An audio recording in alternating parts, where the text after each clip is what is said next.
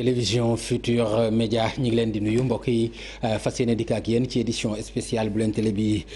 di ànd ak yéen li ko waral nag jàpp naa ni xam ngeen ko lu yëngu lu nekk li ko yëngal moo ko ëpp doole te mën nañu jàpp ni tey jii li xew ci biir réew mi mooy mbënd nag nekk loo xam ni lu doy waar la ndax li muy àndal ci ay ngëneel dëgg la waaye itam bu ñu nee mbënd sax li ci ëpp daanaka rek mën nañu wax ni musiba la sax li ñuy ñaan rek mooy taw bu yemamaay waaye bu demee ba jéggi dayoo ba doon mbënd li muy yàq jàpp nañ ne moo ëpp li muy defar te ñu nemmeeku nag ni jamono ji ñu toll sax li mu yàq dafa ëpp li mu defar te xamaguñu fan la jëm. ndax ñi nga xam ne seen xam-xam màcc na ci wàllu saytu jaww ji muy waa météo li ñu xamle mooy taw bi desandi na loolu nag bu fekkente ni desandi na te li fi nekk ëpp nañu doole kon yaakaar naa ni ñi ngi dem ci guddi gu bët setagul loolu nag moo sabab émission bi ñu fas yéene ànd ak yéen ak suñu ay gan bëgg waxtaan ci loo xam ne xëy na dina ci indi gindi ci ñi nga xam ne ñoom ñoo ñuy seetaan ci ñooñu dañ ciy ànd ak le maire de Dalifort Idrissa Diallo ñi ngi lay nuyu monsieur le maire. maa leen di fay Pape Ngagne di nuyu ñi fi nekk yëpp si plateau bi. Souleymane directeur Souleymane monsieur le ministre. Gorgui Ndong ak monsieur Ndaw ak yow yi rafetlu nag émission spéciale bi comme ni nga ko waxee. dëgg la situation exceptionnelle la. donc def ci émission spéciale defe naa lu am solo la. jërëjëf Idriss monsieur le maire ñu ànd ci ak Momar Talla Ndaw moom nag géographe la urbaniste la ci planification ci wàllu climat itam xam-xamam màcc na ci ñu ngi lay nuyu monsieur Ndaw. Pape Ngagne maa ngi lay fay di nuyu aussi téléspectateur TFM yi di nuyu aussi ñi ma bokkal débat bi di le monsieur le maire Idrissa ak aussi nuyu Souleymane Niang nuyu monsieur le ministre xam naa ne aussi émission bi doon na lu nga xam ne lu am solo la parce que dafa tombé ak jamono donc jamono bu amee lu xew lu exceptionnel il faut aussi des mesures exceptionnelles. Tout à fait, voilà. Merci beaucoup Pape Gorgui Ndong ancien ministre la nekk maire bu Pikine Ouest nekk itam président conseil d'administration bu Sen'Eau maa ngi lay nuyu monsieur le maire. Pape Ngagne maa ngi lay fay di profiter aussi di nuyu seen téléspectateurs yi TFM yëpp aussi di nuyu waale ñi nga xamante ne ñoom laa bokkal plateau bi di monsieur le maire de Dalifort Idrissa Diallo di monsieur Ndaw Momar Talla maa ngi koy nuyu bu baax a baax di nuyu aussi Souleymane Niang di profiter di nuyu waale sénégalais yëpp. jërëjëf Jules maa ngi lay nuyu yow du ma la présenter mooy suñu directeur de l'information moom itam ñu am mbégte toujours di ànd ak moom ci plateau yi ñu ngi lay nuyu monsieur Niang. maa ngi lay fay bu baax Pape Ngagne di gërëm. ci invitation bi di am mbégte lool ci bokkaat ak yow plateau bi. merci beaucoup di nuyu ñi ma toogal fii ci jataay bi. monsieur le ministre Pape Gorgui monsieur Ndaw di bég ci toog ak moom ci plateau bi. ak monsieur le maire Idrissa Diallo di nuyu tamit suñuy téléspectateurs. d'accord damay yow laay desal sax Souleymane ci nga defal ma situation bi su ko defee ñu ñëw ci gan yi parce que xam naa ni yow doo gan ci plateau bi situation bi nan nga ñu ko mën a analyser le fi ñu toll tey. xëj na situation bi dina yomb décrire. analyser bi xëj na dina jafe tuuti. description bi jarul muy gudd jarul muy yaatu ndaxte lii xew. ñëpp dañ ko dund ci seen dund quotidien loolu dëgg la maanaam ku nekk biig wala sax ci bëccëg bi yëpp yëg nga ni taw na taw bu jéggi dayoo ci Sénégal amul diwaan boo xam ne ndox mi eggul foofu ku sa kër taawul tamit am nga mbokk wala xame wala soppe wala koo xam ne jege na la koo xam ne mën yëg nga tiis bi dal ci kawam ci ndox mi dugg ci ay néeg dugg ci ay kër am na ñoo xam ne xëj na seen kër sax taawul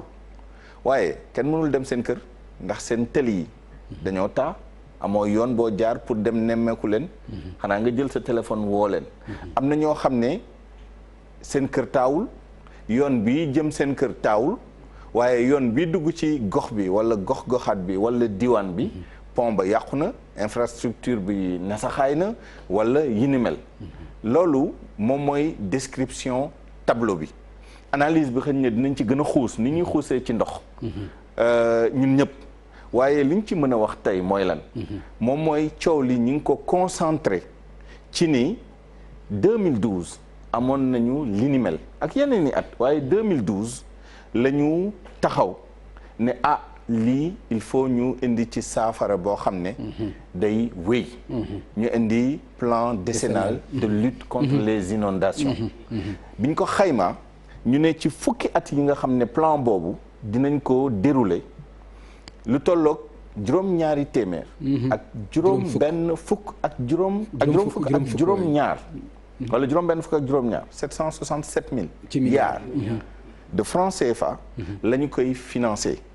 loolu tamit il faut ñu taxaw seetlu ci tuuti parce que nit ñi lu gën a bëri bu ñu ne budget 767 milliards dañu yaakaar ni xëj na xaalis bi dafa teew waaye gannaaw planification la dañ naan at bu nekk budget dinañ ci jël teg sans compter ñi ñuy dimbali wala ñi ñuy jàppale suñu partenaire li ñuy indi ak communes yi lu ñuy indi ak état bi lu muy indi et cetera loolu mooy xaalis boobu te budget prévision la. tout à fait xëj na nga ne tey 567 wala 767. yaa ngi xayma fi koy yaakaare rek. bu ëllëgee sax xëj na mu egg ba 1000. te 1000 milliards wala 2000 milliards wala 4000 milliards ba 10 000 milliards jombul ñu dugal ko ci li ni mel ndaxte loolu tamit point boo xam ne il faut ñu analyser ko la mooy lan la ñu def pour régler problème bi définitivement xam nga fu mu nekk nii ñu ngi ci ay solutions d'urgence. am na ñoo xam ne tey dañoo taale mënoo fi nekk di wax ay programme ay plan ay schéma directeur ak plan d'urbanisme ak ñu ne mesure urgente rek. ñooñu fan la ñu fanaan tey fu ñu fanaan suba seen njaboot fu ñu fanaan lan la ñu lekk lan la ñu naan loolu mooy seen problème effectivement am na ñeneen ñoo xam ne seen problème mooy bu ñu régler loolu ba pare nan la ñu eggee ci nan la ñu génnee sax fi ñu dëkk dem liggéeyi am na ñoo xam ne xëj na du ñàkk il faut fi ñu dëkk fi ñu jëlee leen fa. dafa am sax ñoo xam ni dafa gën a metti mooy dañu yàqule c'est-à-dire lépp lu ñu amoon dem na ci ndox mi. am na ci ñoo xam ni foofu la ñu toll ñoom. xëj na fu may jeexalee ci prolongement li ngay wax nii. parce que ñu ngi ci am na ci. gis nga typologie boobu bu ñu koy def duñ ci génn. ba am na ñoo xam ne ñàkk nañ ci seen bakkan tout à fait. parce que compte bi man de bi may mujjee compter am nañu au moins 5 personnes. commune de Ndiaffate. fii ci Ndakaaru Sédhiou Saint-Louis je pense et cetera te xëj na mooy li ñu yëg tey fii ak fan xëj na yeneen dina feeñ donc loolu mooy tableau bi éléments yi nag moom mooy nag fan la jógee xëj na loolu mën nañ ci fanaan di expliquer lan mooy racine bi lan mooy source bi xëj na dinañ ci bàyyi tuuti xel waaye li ci ëpp importance mooy lii nu ñu koy régler dans l'immédiat urgence bi ak surtout sur la longue durée plan bi est-ce que dañ koy maintenir dañ koy renforcer et cetera mais ñu xam ne daal am na loo xam ne théorie la ak li nga xam ne pratique la il faut ci terrain bi ñu jóg ci léegi-léegi merci beaucoup jërëjëf Souleymane ma ñëw ak le ministre Pape Gorgui Ndong moom yaakaar naa ni interpellé ko du xaw a compliqué parce que daanaka am na benn analyse bu am solo boo ci def ci fàttali lu toll ci koppar yi nga xam ni tolloon na ci 767 milliards yu waroon a dem ci plan décennal boobu ñu doon xeexe mbënd mi loolu bu fekkonte ni continuer nañu ko jombul même bu ñëwoon mën na bañ a mel nii mu mel ndax jàppuloo Pape Gorgui en tant que ancien ministre de la République bokk ci parti bi nekk au pouvoir seen taxawaay ci ñàkk ko matale moo indi problème bi nga xam ni tey Sénégal mi ngi koy dund. jërëjëf Pape Alé maa ngi lay sant ci question bi waaye sant Souleymane bu baax a baax ci analyse bi nga xamante ne def na ko. bu circonscrire wax dëgg yàlla ci situation bi fi ñu toll waaye dégage yi sax ay piste yu bari nga may ma rek Pam Ngañ ma massawu coono sénégalais yi nga xamante ne depuis démb ñoo ngi ci njàqare bu rëy nekk ci situation bu doy waar boo xamante ne ñëpp xam nañ dund ak ndox wax dëgg yàlla neexut rawatina nag nga bëgg cee fanaan loolu lu doy waar la ma leen di massawu di solidariser wu ci ñoom c'est pas parce que da ngay nekk ci nguur gi que nit ki bu amee situation bu metti que yow boo koy massawu da ngay politique puisque nag dañoo dëkk ak ñoom dëkk ci ñoom ci banlieue bi dëkk ak ñoom ci yeneen i gox yi donc nit ki bu amee jafe-jafe war nañ ko mën a partager ak moom jaale ñi nga xamante ne tey dañ cee ñàkk seen i mbokk waaye ci loolu yëpp wax dëgg yàlla it massawu le président de la République manifester ko aussi sama solidarité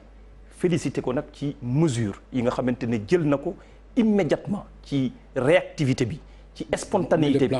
waaw ci taxawaay bi nga xamante ne am na ko ba yëf yi amee rek immédiatement mu déclenché la nga xamante ne plan Orsec la puisque Pape Ngagne il faut ñu xam ne ñun nekkuñu ci situation normale dañoo nekk ci une situation exceptionnelle lan moo ko waral mooy lii certainement géographie di tuddee une crue exceptionnelle boo xamante ne tey observé nañ ko ci Ndakaaru mu jëm ba ci 177 millimètres yoo xamante ne tey enregistré nañ ko ci biir Ndakaaru mu nekk une crue exceptionnelle kon mesure exceptionnelle moom moo ciy war mais pour résumer loolu yëpp dellu siwaat ci volonté état bi nga xamante ne affiché nañ ko depuis ay at réaffirmé ko en 2012 ci taxawaay bi nga xamante ne gouvernement war na ko mën a am ci population ci secteur boo xamante ne xëy na da koy gàllankoor non seulement la vie les vies humaines gàllankoor économie bi waaye it gàllankoor la nga xamante ne jëm na ci environnement bi tax na ba 2012 ma def un rappel historique rek Pape depuis 1980 le Sénégal commencé di jànkonteel ay problèmes yi mbënd ci biir réew mi loolu c'est après les sécheresses des années 1970 depuis boobu observé nañ fi ay mbënd yu metti tel que 2005 que 2009 même 2012 sax am na fi pour rappel rek 2005 amoon na fi dégâts yu metti yoo xamante ne jëmoon na ba ci 44 décès yoo xamante ne dañ ko enregistré woon ci biir réew mi ak dégâts matériels yoo xamante ne yu jéggi dayo la. léegi non 80 ba 2020. waaw ñu ci am solution. loolu mooy problème moom laay ñëw nii Pape Ngagne. loolu tax na ba alors que plan décennal bi la ñu jàppoon ni daf ko war a régler. loolu tax na ba 2012 bi président de la République yegsee dafa jànkonteel ak mbënd 2012 yi mu instruire son gouvernement ñu liggéeyal ko ci benn plan boo xamante ne dina taxaw ci inondation régler ko définitivement. lan lañ ci def. plan boobu moom lañ tuddee le plan décennal de gestion des inondations xayma ko Souleymane wax na ko sànq ci 767 milliards waaye am na lu Souleymane wax sànq lu am solo loolu planification la budget la boo xamante ne da ngay jàpp techniciens yi dañ lay wax ne lii mooy war pour lii ñu mën a régler lii loolu ñu phasé ko nag loolu xam nañ ko plan décennal boobu dañ koo phasé ci ñetti phase waaw première phase bi mooy le programme maanaam la phase d'urgence bi nga xamante ne 66 milliards de francs CFA 2012 ba 2020 8 ans la dinaa la wax benn par benn c'est-à-dire ci plan décennal 2 ans moo ci des. waaw boo ma mayee rek dinaa la wax benn par benn li nga xamante ne moom lañ ci def yépp en tout cas le président de la République ci li nga xamante ne moom la ci engagé woon à fond moo nekkoon le programme d'urgence bi nga xamante ne c'était à hauteur de 66 milliards de francs CFA après la validation oui du plan décennal 66 milliards yooyu ci phase d'urgence bi dafa nekk ci 2012 ak 2013 66 milliards yooyu mobilisé nañ 66 milliards yépp ci phase d'urgence bi loolu moom moo indi woon ci phase d'urgence boobu nga xamante ne ci volet yi ëmb le plan décennal nga xam ne am na ci volet bu am solo Pape mooy relogement des populations yi nga xamante ne dafa waroon bi ñu observé mbënd 2012 dafa am cité Tawfekh ba nga xamante ne dañoo dem tabaxi ko ñëpp ñi nekkoon ci mbënd mi nekkoon ci 2012 boobu ñu jël leen reloger ji leen fa nga xamante ne mooy cité Tawfekh waxuma la nag tey mënoon naa jël benn par benn ci volet bu ci nekk dinaa ñëwaat s'il vous plaît ak yow Pape incha allah dinaa ñëwaat volet bu ne bala nga ciy ñëw ma ñëw ak Idrissa maire bu Dalifort ku wax inondation wax Dalifort wax dëgg yàlla dund nañ ko fii ay jamono yu metti li mu wax ci plan décennal bi est-ce que Dalifort gis na ci boppam ban gis-gis itam nga am ci tolluwaay bi nga xam ne tey ñi ngi koy dund Idrissa Diallo. waaw jërëjëf Pape di remercier ñi ma jiitu yëpp ndax xal nañ yoon bi ba pare di masawu ñi nekk si jafe-jafe actuellement te di jaale ñi nga xam ne ñoo si ñàkk seen i mbokk di wax ni inondation lu metti la Dalifort defe naa li ko signe particulier mooy inondation moo newoon inondation kuy waxal yàlla nag ne Dalifort gis sa boppam nag si première phase yi ndax dañ doon inondé wu di dund ak ndox man dama doon nekk si biir ndox bi ak 4 heures du matin léegi bu njëkk ba suy taw 3 heures du matin je suis obligé yeewu léegi amatuma pression boobu ça veut pas dire que tout Dalifort est sorti de truc non non Dalifort mën nañ ko def ñetti pàcc am na benn loo moo xam ne amul dara amul benn réseau bu fa nekk mooy jëlee Seras daral ba dem ba ni mu tëti Sips côté boobu mooy rond-point Sips yëpp Dalifort la foofu moom dugg fa jëlee Seras ñëw booru mairie ba c'est-à-dire diggante Touba Seras Daaru Salaam Déggo côté yooyu am nañu réseau eaux usées yeneen yi nag vraiment am nañu réseau eaux usées eaux pluviales ak voirie donc loolu ñu ngi koy xayma ñoom presque 10 milliards. investissement bu ñu fa def donc mënuñu wax ni Dalifort gisu boppam peut-être dañ leen nañ yokk li nga xam ne des na mais li ñu am su ko ñeneen amee aussi defe naa day gën a baax. par exemple li nga gis ci Dakar gis ko ci à l'intérieur gisoo ko Dalifort ci ndox. si c'est-à-dire dëmb dañu amoon phénomène bi spécial parce que ñun Dalifort pour régler ko xam nga Dalifort diggu Dalifort moo gën a suufee géej bu nekk parce que am nañ presque 2 kilomètres de côte donc suñu bassin yi pour dem si géej su marée haute amee maanaam géej gi su feesee day duggaat si bassin yi donc dañuy defoon bassin yooyu pour que kaaw taw dëmb bi su amee mënul dem géej bassin bi téye ko mais deuxième bassin bi sama mbooru kër la nekk marée haute la tombé woon bassin bi feesoon na côté boobu yëpp inondé il fallait que ñu calmer nit ñi ne leen il faut que marée basse bi ñëw effectivement 22 heures bu marée bi changé affaire bi commencé dem donc ndox moom am na ay quartiers yoo xam ne man dem bu muy taw dugg naa pour xool parce que mënoo nekk maire aussi doo xam situation bi. tout à fait roulé naa mais y avait un moment moo xam ne bon c'était pas un moment sax pour observer parce que ndox bi dafa bëriwoon tellement que kër yi vraiment presque kër yi pas amoon ndox. maintenant bu mu sewete ba damay woon nit ñi aussi on peut pas en pleine pluie ñu naan dafa am inondation il faut ñu may après pluie bi nga toog un temps 1 heure 2 heures nga xool ndax écoulement bi am na. alors que écoulement bi am na après. après voilà dans beaucoup de zones vraiment amoon na écoulement te presque ñu ngeen du yenn côté nga xam ne amuñu réseau évacuation eau pluviale eau usée la ñu am dafa xaw a ni mu tudd tànnal affaire bi tuuti parce que su dee égout bi muy dem. si biir kër yi li fay daanu yëpp si égout lay dem te égout yi si dañuy bloqué après parce que surcharge réseau bi day tax bi du mën a infiltré wu noonu donc nit ñi sonn am na xam ne vraiment am na réseau boobu mais dañ ma ne ce matin dañ ma ne vraiment dañu fanaan toute la nuit ba 8 heures du matin ñu ngi pompé pour que au moins ndox mi mën a dem donc foofu tamit soxla nañu franchement réseau au pluvial pour que ndox mi mën a dem sans difficulté. mais loolu rek c'est important. c'est très important loolu rek c'est important parce que xëy na tey ni nga ci gisee sa bopp yeneen zones yi bu ñu ci gisee woon seen bopp kon xëy na du ñu am jafe yi nga xam ne am nañ ko tey alors Mamadou Talla Ndao géographe nga urbaniste nga planification ci wàllu climat nga ci la sa xam-xam màcc ndax lu mel nii lu ñu mënoon njort la ci réew mi. merci Pape Ngagne d'abord damay fàttali na lii bettul ñi nga xam ne ñu ngi déglu météo déjà loolu mu leer parce que depuis mois d'avril météo joxe na xibaar ne taw bi dina bari ndox dina bari ci Sénégal yëpp donc loolu mooy wane ne déjà lii warul woon ñu bett parce que dañuy toll jamono bu nga xam ne maanaam xibaaru météo dafa war a bokk ci suñu dund ci suñu mbay suñu dëkkuwaay lépp lu ñuy def dañu war a sukkandiku ci xibaaru météo dafa bokk ci lu ñuy wax un intrant ci wàllu intrant développement intrant agricole donc xibaar bi donc waru depuis avril mënoon nañu am en tout cas préparation bi nga xam ne waroon nañ ko def pour moytu yenni peut-être war naa mën a fàttali rek wane na situation inondation boo koy analyser dans les villes ci nekk Sénégal il faut nga rappeler un contexte économique ak contexte politique parce que dafa doon situation boo xam ne c'est une situation structurelle boo xam ne du conjoncturel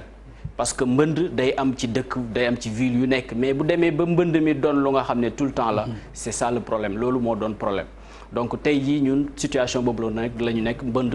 taw bu mu taw lu mu néew mbënd day am boo leen seetloo dafa am jamono bu nga xam ne à partir des années 70 ñëw ba 90 situation bu nga xam ne économie bi sécheresse taw bi bariwul nit ñu bëri dañuy jógee ci àll bi ñëw biir Dakar exode rural bu bari ñoom bu ñuy ñëw dañuy ñëw ci bërëb yu nga xam ne daraan am ndox avant 1970 ay années 60 bërëb yoo xam ne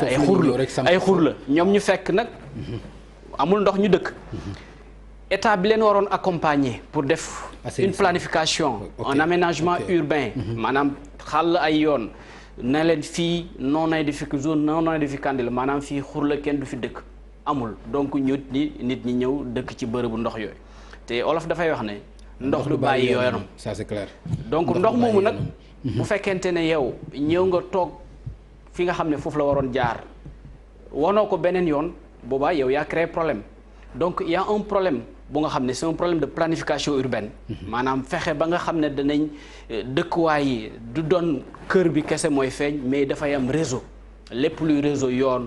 réseau d'assainissement bu nga xam ne dina am capacité mën a jël ndox mais nag ñu moytu bërëb yi nga xam ne bërëbu ndox tey am na tey quartier yu nga xam ne ñu ngi fay ay nit ñu ngi fa dëkk mais foofu ay tool la waroon doon parce que zone des Niayes la nekk ay tool la waroon wala dafa waroon doon xur bu nga xam ne dañ koy aménager di ci mën a jàpp ay jën wala mu doon espace vert bu nga xam ne dafay rafet. d'accord donc Momadou dogguma la nga baal ma de mais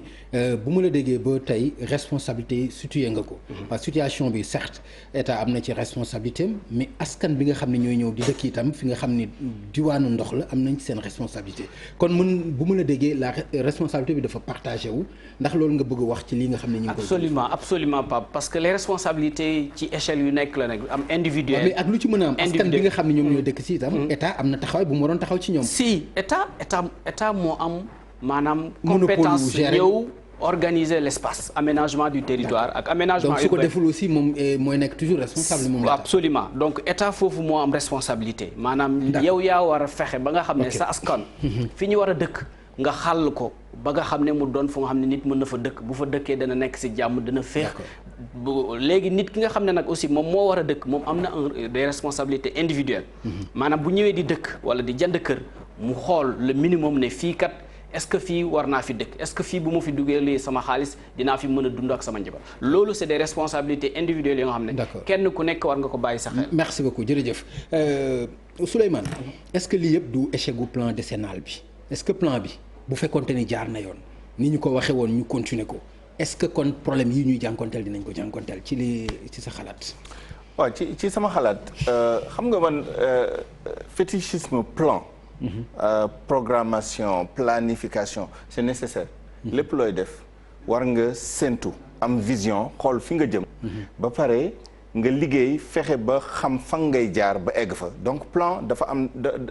dafa doon loo xam ne mënta ñàkk waaye plan du defar boppam plan du dérouler boppam plan du exécuter boppam dañ koy exécuter donc plan bi d'ailleurs boo xoolee ni ñu ko structuré je pense que monsieur le ministre dina signal parce que dégg naa ko ci rajo bi mu koy wax je pense que c'est bien pensé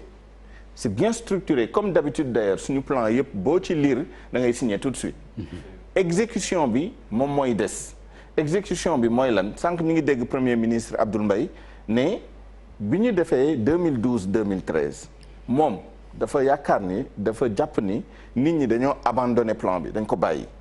monsieur le ministre tontu ko ne ko abandonné wuñ ko citeel ko liñ ci def li yëpp waaye lu mu ci mënti doon ndaxte moom nangu na ko ci rajo bi moo di ni niñ ko exécuté ak niñ ko xalaatee woon niñ ko bëggoon defee xëj na am na écart donc mais ba tey pour man responsabilité yi ni ñu ko commencé wax nii looloo ci am importance te dama bëgg bu ñuy wax responsabilité di wax responsabilité nit ñi ñu sérieux tamit responsabilité xam nga koo xam ne dafa jóge woon dëkk ba ñëw aux alentours de la ville de Dakar diggante fu mu sanc ak ville bi fu mu nekkoon y avait au minimum 5-10 kilomètres mu ñëw fekk ay xur wala fekk ay séyaan ñëw defar fa néegu ñaxam toog ba si yàgg ay mbokkam ñëw ñu dem ba si yàgg mu nekk bidonville amoo lay njëkkee nekk bidonville ba si yàgg ñu dem di gën a yaatu ba ñii commencé tabax bu ñuy tabaxee ba si yàgg état bi ñëw ne nañu leen régulariser parce que nekk na communauté boo xam ne mënoo leen fa jëlee nga régulariser leen moo xew ci dëkk yu bëri ci périphérie bi fi parcelle nekk nii tey ay Thiaroye ak yi ni mel Pikine cité pépinière tey boo ko waxee foofu pour ñi xëj na man fekkewu ma jamono boobu waaye samay parents wax nañ ma foofu ay séyaan la fa nekkoon ay tool la fa nekkoon yoo demee Thiaroye c'est la même chose Thiaroye am na ay quartiers yoo xam ne tey fi ñuy wax La Rochette tëli boobu nga xam ne tey kenn mënu fa dem ñun bi ñu nekk xale ay tund ñoo fa nekkoon suufu joor bi moo fa nekkoon ñii tabax suuf boobu la ñu utiliser pour tabax foofu tey jii bu tawee ndox mi du infiltré parce que ndox mi dafa sol bi dafa imperméabilisé wu nit ñi gas nañ sotti fa ay plastique ay paan grava toj kër gas loo jot rek gas def ci kii bi day imperméabiliser mais loolu moom mooy aspect marginal bi l'aspect bi nga xam ne tam war nañ ko yëkkati chantier yi ñu ubbi tey muy TER muy BRT muy yeneen ak yeneen am na njeexital am na ñeneen ñoo xam ne c'est des bandits à col blanc parce que ku ñëw fekk zone technopole zone humide ak liñ ci wax yëpp ak convention yi am ak niñ ko protéger nga jël ay gravats ñëw teg fa naan da ngay sëkk pour jaay ay terrain loolu tamit ay responsabilités yu am importance yu ñu war def la évidemment action anthropique bi dafa multiforme. jël ay njàmpe di sànni ci ay wala ay égout ak yi ni mel yooyu yëpp ay responsabilité la waaye dafa am ñett benn bi kenn mënul wax responsabilité yàlla la moom mooy tawam natt ko nu mu ko neexee sotti ko ci kaw nit ñi loolu c'est les changements climatiques c'est la pluviométrie kooku mënuñu ko maîtriser waaye yeneen ñaari action anthropique bi mooy ñun nit ñi li ñuy def ci suñu environnement ba muy indi lii loolu lu jar a taxaw la mais est-ce que loolu itam c'est pas discutable dëgg la yàlla moo koy dogal kenn waxul loolu mais li nga xam ni moom la Momath wax léegi tam lu am solo la c'est-à-dire enseignement yi ñu météo di jox yu ñu war a mën a bàyyi xel la information yooyu parce que loolu itam ñoom am na fu ñu koy jëlee fu wóor. non ça n'aurait rien pu changer xam nga Agrimet moom moo njëkk joxe information bi ne zone Afrique de l'Ouest bi nawetu ren bi dafa nar a naat dafa nar a bëri ndox te loolu. dañ ko rafetlu woon parce que boo gisee ñoom ñu wax loolu moom mooy baykat yi préparé wu leen ngeen xool kañ ngeen di ji nawet bi dina gudd dina bëri ndox. comme ça ngeen xool variété ci baykat yi ñu préparé wu. c'est-à-dire élite bi aussi autorités yi waroon nañu préparé. mais attention c'est-à-dire information bi ñu am au mois d'avril mënuñu woon def loo xam ne structurellement dina éviter situation bi lenn rek lañu mënoon def moom mooy préparé wu. mooy lan fi pompe yi nekk ñu def fa prépositionné fa ay nit ak ay carburant xaalis bi ñu prépositionné ko teg ko comme ça bu amee urgence bi ñu mën ko gérer. waaye structurellement foofu nag nga ce point bi amee importance. bu ñu defoon li nga xam ne moom la plan bi prévoir depuis 8 ans xëy na dina am lu des tey waaye. problème structurel bi dinañ ko commencer régler waaye problème structurel boobu dafa am lu ci nekk loo xam ne il faut ñu waxtaanee ko gis nga xàlli ay canaux yu mag yu tolloog tey fu jamono bi toll Dakar 3,6 millions personnes en 2030 projeté 5 millions de personnes ñu tegalante rek di tegalante bu ñu deful restructuration au vrai sens du terme dégager ay kër sur des canaux yoo xam ne vraiment ay canaux yu ñu dimensionné la pour ndox bi mën fa jaar dem ñu drainer ko te loolu xaalis bu mu laaj bi ragal naa ni 767 milliards mun xaaju ko ba koy mën a def tout à fait merci beaucoup Souleymane parce que am nañ ay exemple ay dëkk yoo xam ne dans le monde d'accord dañoo def restructuration boobu lii du gulee temps am na ay dëkk yoo xam ne tey c'est des références urbanistiques dans le monde fii lañ tàmbalee waaye pour ñu génn ci il a fallu que ñu daaneel des milliers de maisons pas des centaines. Des milliers ou des dizaines de milliers de merci maisons beaucoup. Pour mën a def seen système de canalisation. Merci beaucoup Souleymane alors monsieur le maire Pape Gorgui Ndong xanaa di nga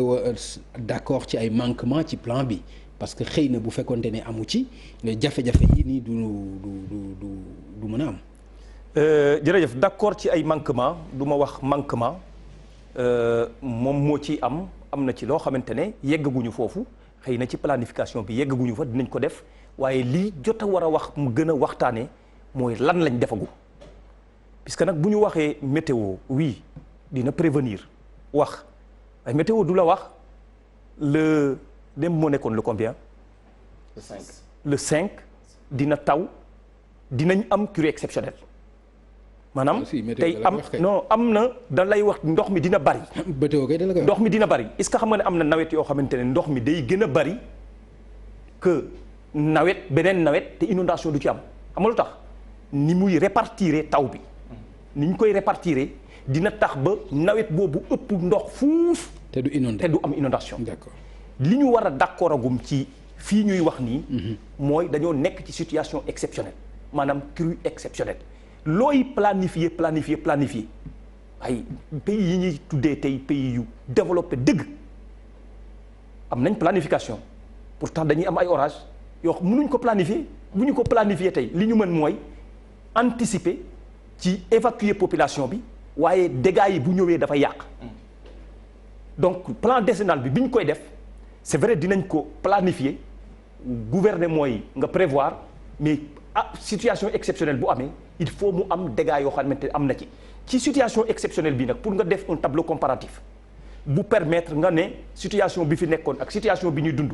est-ce que tey am na avancement wala amul avancement. pour nga def ko ci tableau comparatoire bi ci jamono jii ñu nekk nii. lu xaw a jafe la puisque ci situation exceptionnelle lañ nekk. pour ma wax la rek ne plan décennal bi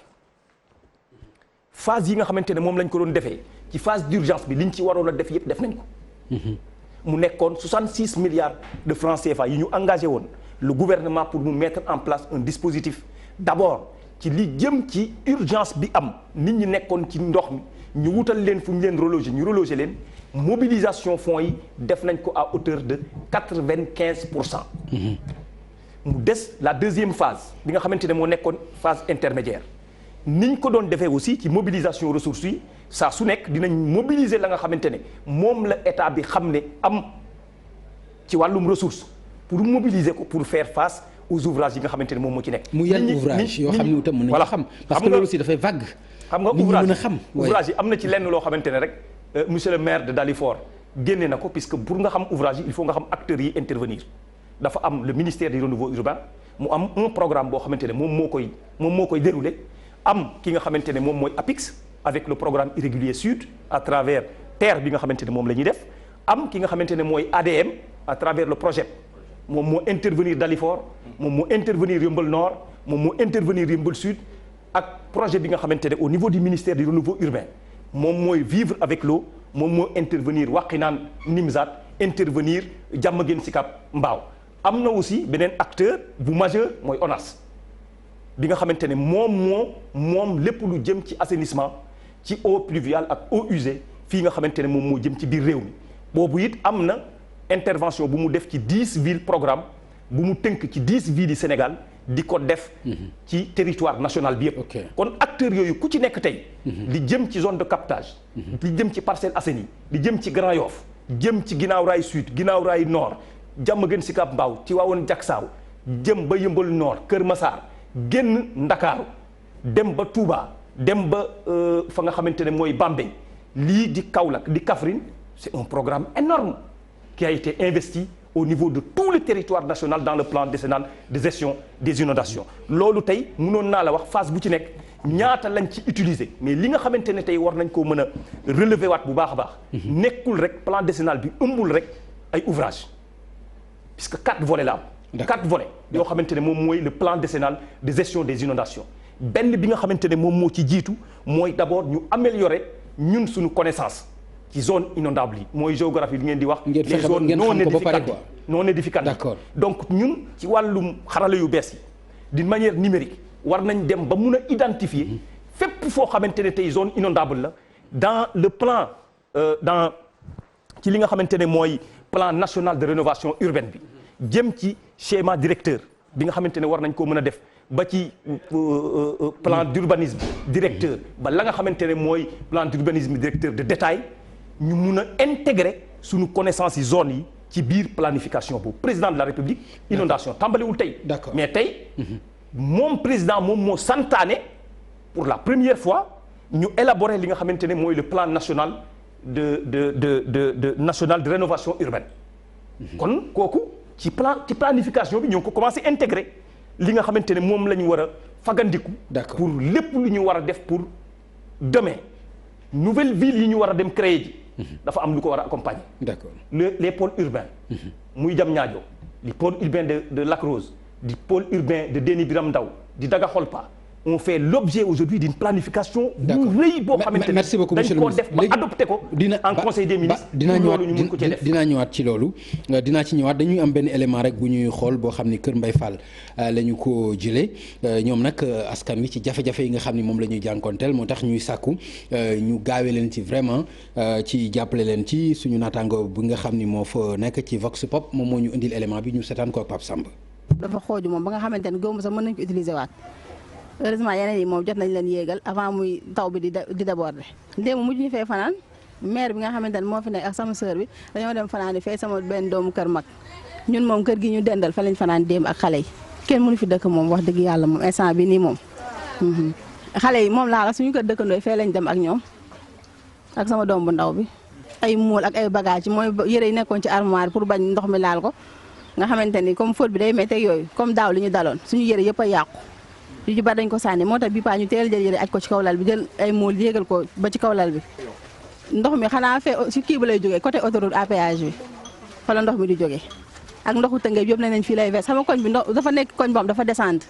ndox yëpp fii la ñuy jógee ba ci ndoxu Bargny beeg yëpp fii lay wal di ñëw xanaa ngàcc nañ bay bëgg a dee suba ba léegi ngàcc nañ bay fu mu ne togg sa xalaatuma nag suñu dëkkandoo ñoo togg nii indil ñu suba ba léegi ñu ngi ngàcc dañoo mujjee obligé bënn miiru kër gi sax pour ndox mi mën a wàcc yëg loo xamante ne yow loo xam ne nit tegu la ko yàlla moo la ko teg xam il faut da nga koy nangu loolu la dafa nekk loo xamante ni kenn teg ko kenn suñu borom rek parce que ndoxam moom moo ko wàccee moom rek moo ñu ko teg du benn doomu aadama. moom à chaque fois lii la ñuy dund comme la nga jot a gis à chaque fois moom la ñuy dund te problème bi du dara lu dul autoroute à péage bi ñoom ñëpp dañ génn comme sànq femme bi lim lay expliqué. ah dëgg la sànq ñu ngi gis si yenn chaînes yi ñu ne président mu ngi dekkilaat plan Orsec xam naa loolu moom ñun dinañu si boole incha allah. bëri na à chaque fois lim répétition lañ ko mën a tuddee c'est que def nañ fi miir mais terewul biñ defee miir ba pare am nañ turu yu ndaw yuñ fa defoon ndox bi fa lay jaar miir bi tamit yeggagul pareegul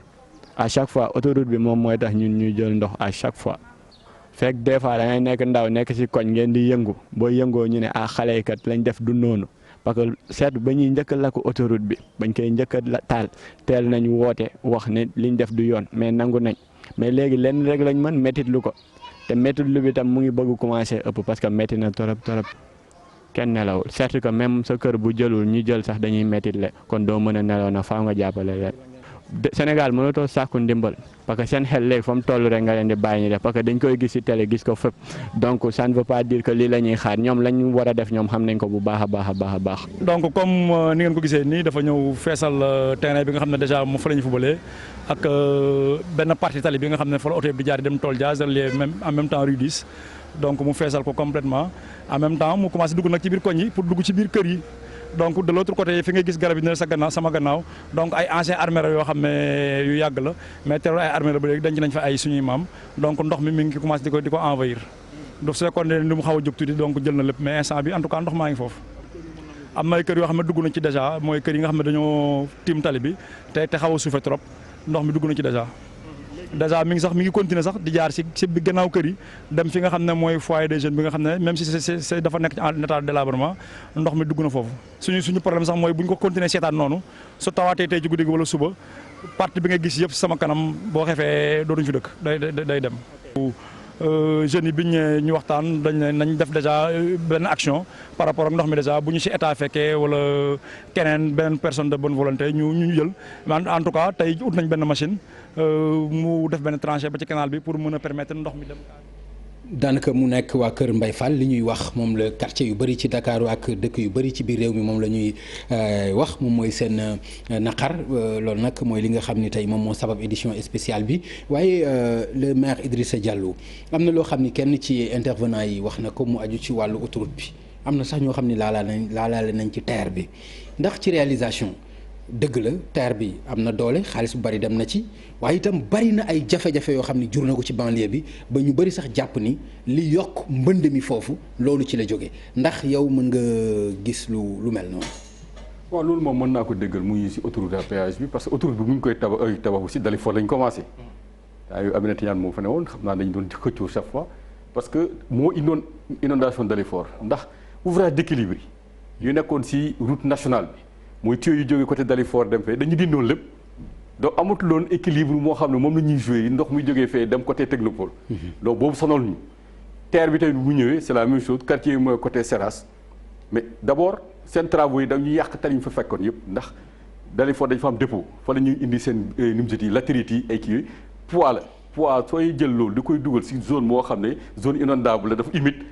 sa camion yi mënoo toute la nuit muy daw. te doo fa def benn tali moo xam ne matul 1 kilomètre doo ko defaraat te entrée principale la ñu def pont nag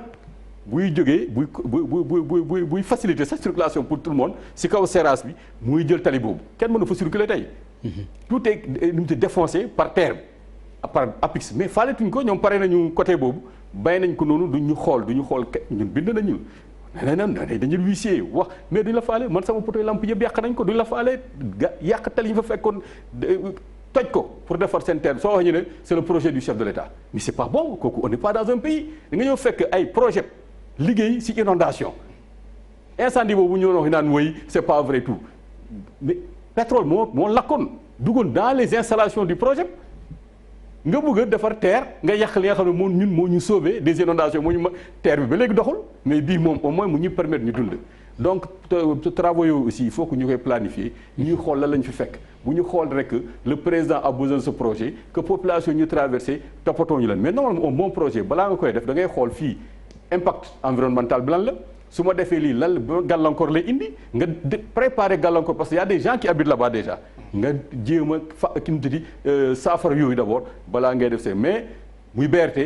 muy TER muy autoroute à péage en général fu ñu jaar rek dégâts lañ fay bay pour les populations et ça vraiment loolu li ma dama koy déplorer mënoon na bañ a demee noonu par exemple côté Dalifort c'était très facile actuellement ñoom li ñu indi rek xëcc ko il parle même pas la commune ngay jëlee ay un jour deret lañ gis muy tuuru muy ñu koy sotti si bassin bi fan la parce qu'ils ont mis un tuyau bu jógee Seras ñëw directement si canal bi mais c'est pas respectueux environnement bi yëpp la ñuy polluer donc parce que terre la ana terre bi muy daw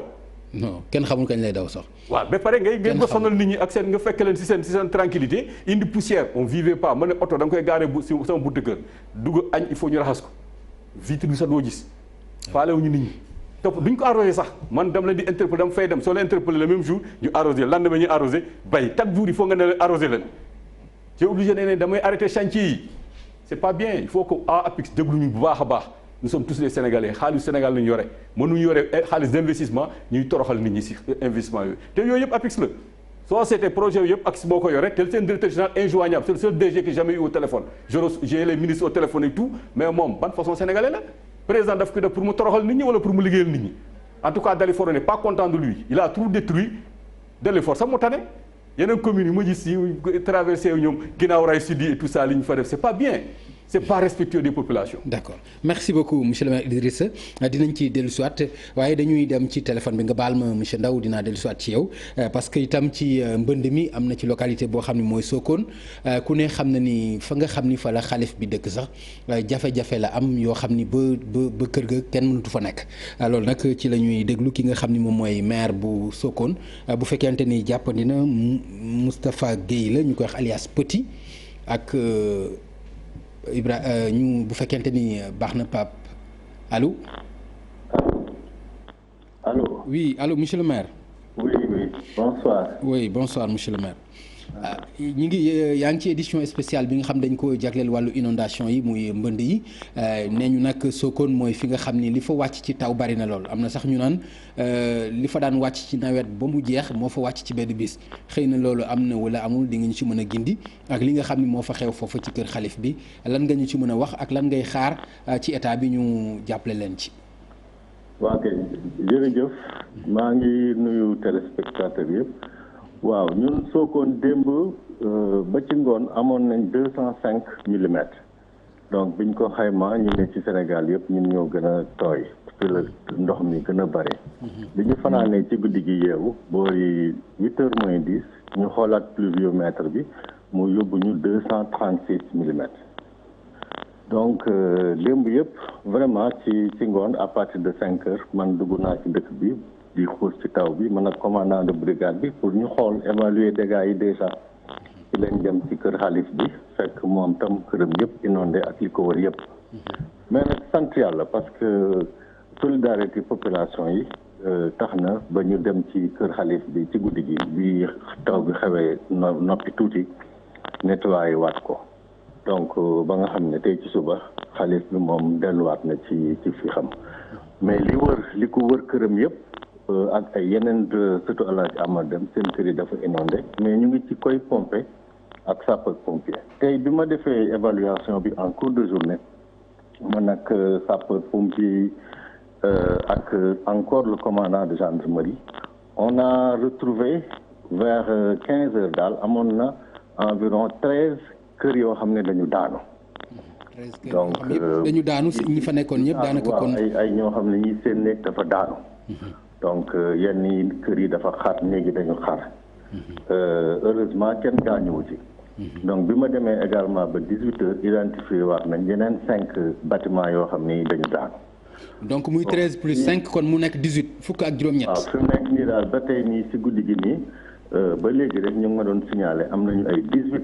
kër néeg yoo xam ni daanu nañ fi donc njaboot gi vraiment tumuranke nañ ñu ngi ci ay jafe-jafe ubbi nañu aussi bon tax na ma dem ubbi ay école pour ñi nga xam ne ñi mun nañu faa dem donc ñu daal di fa dem donc fi mu nekk nii dëkk bi presque am na ñeenti quartier yoo xam ne ndox mi vraiment dafa jël ay large portion ci quartier ba daal di taa bu metti ñu ngi pomper nag bon naam gaa matériel bi nga xam ne moom sapeur pompier moom la ñu yore tey xaw na faible tuuti. image yooyu ñuy wane léegi moo nekk image yu kër Xalif bi foofu ci Sokone mais ñu am bu 80 mètres cubes. mooy image yi. ensuite soxla nañu aussi environ 1500 mètres de tuyaux bon yooyu yëpp ñëwagul mais vraiment autorités yi au niveau central am na ñu ma wax ne ñu ngi acheminer ndimbal gi daal d'ici demain incha allah. d'accord donc li ñu gën a soxla actuellement ci ndimbal gi amul dara lu ngeen ci jotagum fi mu nekk ni secours. mooy taw yi bu foree dafay gas yoon yi donc am na ci ay yoon yu bëree bëri yoo xam ne fi mu nekk nii dafa def ay pax yu mag loolu danger la ci nit ñi yenn kër yi également yoo xam ne yoon yi dafa gas foofu mun nañu daanu à tout instant. donc xam naa ne dinañ soxla ay moyens logistiques pour daal di defaraat justement yoon yooyu pour mun a sauver yenn kër yi nga xam ne actuellement ñu ngi nekk en menace de rupture. d'accord beneen affaire bi nga xam ne bii moom tam xam naa ne dafa dina am aspect émotionnel mooy bibliothèque El Hadj Amadou Deme. bi nga xam ne bii biñ ko defaree yàggul dañ ko defar pour mu accueillir les œuvres de El Hadj Amadou Deme moom itamit dafa senn bu méttee métti donc visité naa ko tey dañu mujj jël ay palettes en bois teg ko pour mun a jël livre yu bees yooyu ñu andi woon pour ñu jël teg ko ci en attendant nag ñu woowaat entrepreneur bi ko defaroon te biñ ko inauguré yàggul pour que mu daal di ñëw xool étanchéité ba mu gën a baax. loolu tam lu am solo vraiment fi mu nekk nii daal situation bi noonu la tëddee. donc bu subaa dinañu continuer évaluation yi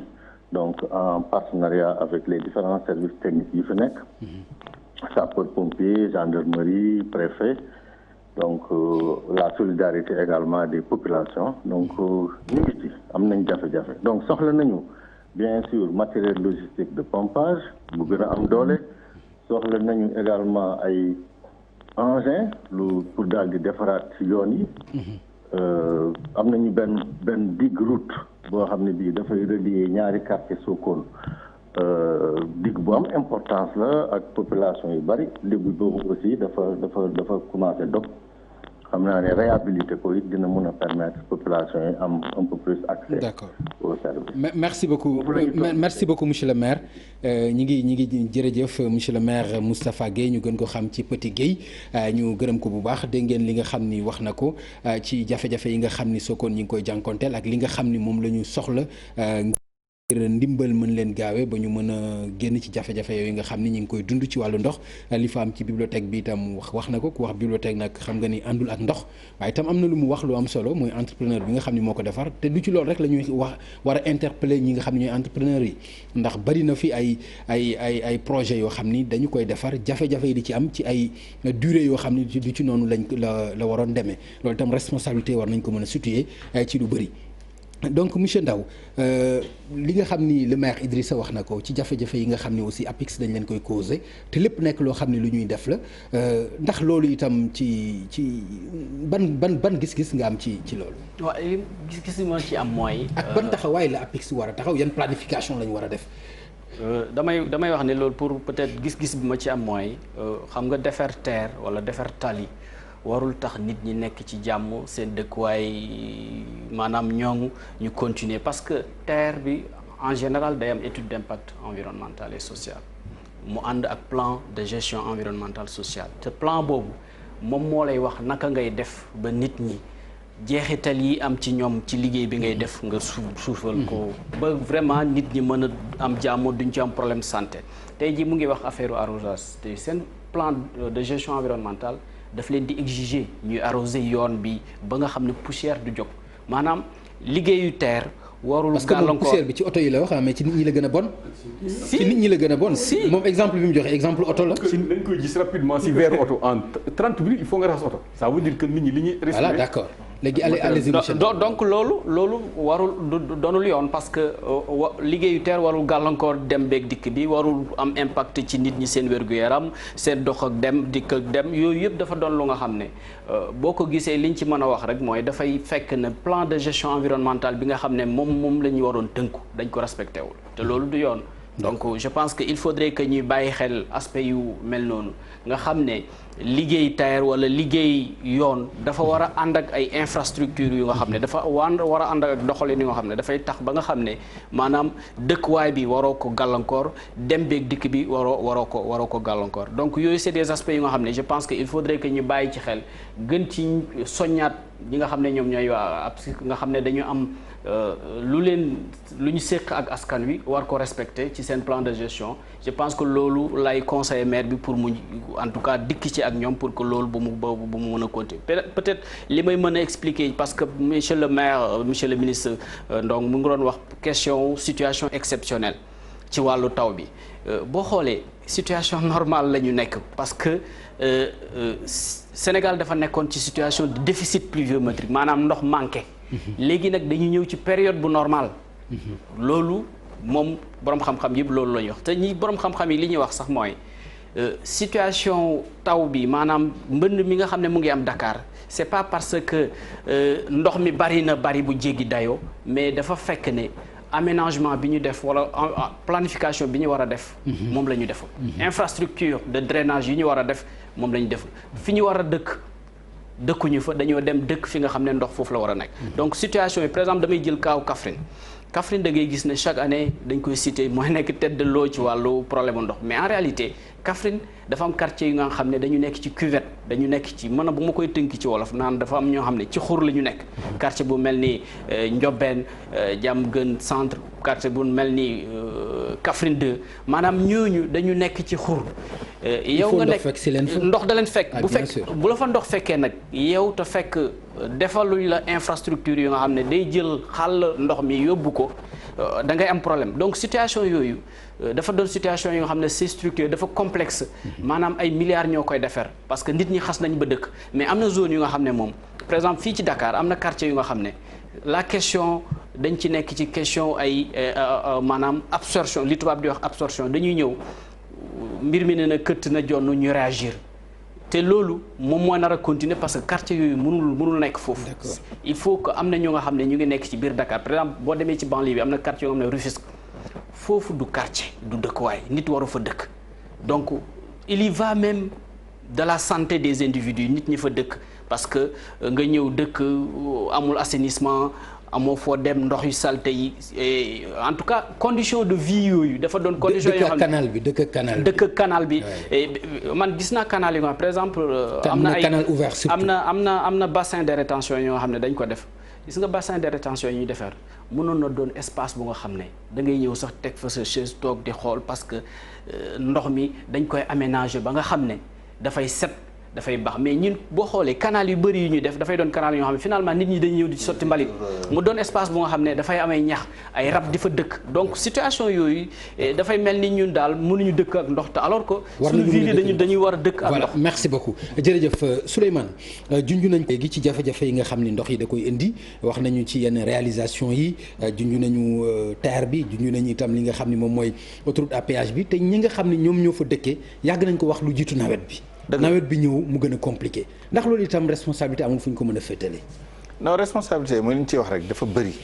parce que tey jii responsabilité yi dafa bëri waaye bu ñu sérieux gis nga travaux yi responsabilité bi mënuñu wax ni APIX la directement APIX maître d'ouvrage dañu agir pour le compte de l'État après xam naa li muy maire lu muy wax nii xam naa ko bu baax a baax maintenant li si des li mooy soxla nañu infrastructure yi. xëj na sax am na infrastructure yoo xam ne dañ ci laam-laamee lu mel ni TER xaalis mu laaj et cetera mais soxla nañ des infrastructures modernes de qualité waaye nag booy def da ngay rechercher équilibre doo def ay infrastructures yu bees. études yi bu ñu ko respecté woon rek du am problème. waaw mais études yi pour man. côté boobu environnement ak social. mais je pense que effectivement ni ko Ndaw waxee études yi dañ koy def. ouvrage yi bu ñu koy def sax boo xoolee autoroute boo jëlee TER di nga gis chaque fois ñu def ay aménagement pour fu ndox bi war a jaar et cetera et cetera mais xool li ñuy def bu ñu ñëwee def autoroute à péage surélevé ko démb bi ñu demee ba Diamniadio kenn mënul jaar si route nationale bi benn alternative moo amoon fii ci dëkk bi péage bi la woon ça veut dire que péage bi ñu koy defar nañ ko defar bu mucc ayib bon après on ne peut pas dire pourquoi mais benn bokk na ci péage bi enjeu économique financier partenaires yu mu engagé et cetera xëj na jël na tax ñuy jël ko def ko priorité au détriment des autres infrastructures yoo xam ne amul péage loolu mën na ne waaye je pense que image bi nga xam ne moom la reflété démb Diamniadio nouvelle ville parce que dama bëgg wax ci li monsieur le ministre wax léegi plan décennal bi dafa prévoir cartographie des risques d'inondation avec un système d'information géographique mooy internet ak xarale yu muy wax yi ñu xool fépp foo xam ne ay point bas ay cuvette ay yoonu ndox ay foo xam ne nappe phréatique bi dafa nekk affluent et cetera yooyu yëpp man su ma toogee tey di ko déglu j'ai l'impression que defaguñ ko ci loo xam ne moo nekkoon action prioritaire yi parce que effectivement lu mu wax ni loolu la dans le phasage benn bi à part urgence yi nga xam ne dañ ko waroon régler bi affaire yi amee li ñu waxoon moom mooy nañu identifier d'abord les zones inondables les zones à risque ñu cartographier ko ba mu mat bu matee ñu xam ne fii beneen bi mooy boo cartographier ba pare xam nga ni fii léegi bu fi nit jëbee naan day tabax nga tere ko wala bu nekkee da ngay dem foofu di fa tabax wala di fa def dara di nga def aménagement yi nga xam ne moom la laaj pour ndox mi bu ñëwee mën a jàll voilà pourquoi démb bi ñuy waxee ni Diamniadio dafa am problème mu ëlëm ñu bëri parce que Diamniadio quand même à part Diamniadio traditionnel bi la nouvelle ville xanaa kay biñ koy defar xamoon nañ ni foofu zone à risque la ak yeneen i quartier yu nekk Dakar fii am na yoo xam ne c'est moins récent ça ne relève même pas du régime actuel lu mel ni zone de captage parce que attention inondation yi ñu ngi wax ñi nga xam ne ñoom la dal parce que socialement looloo gën a metti mais Sénélec Hann Mariste dafa inondé ba génnee nañ communiqué ne Hann Yaraax Mariste HLM Grand Yoff zone boobu yëpp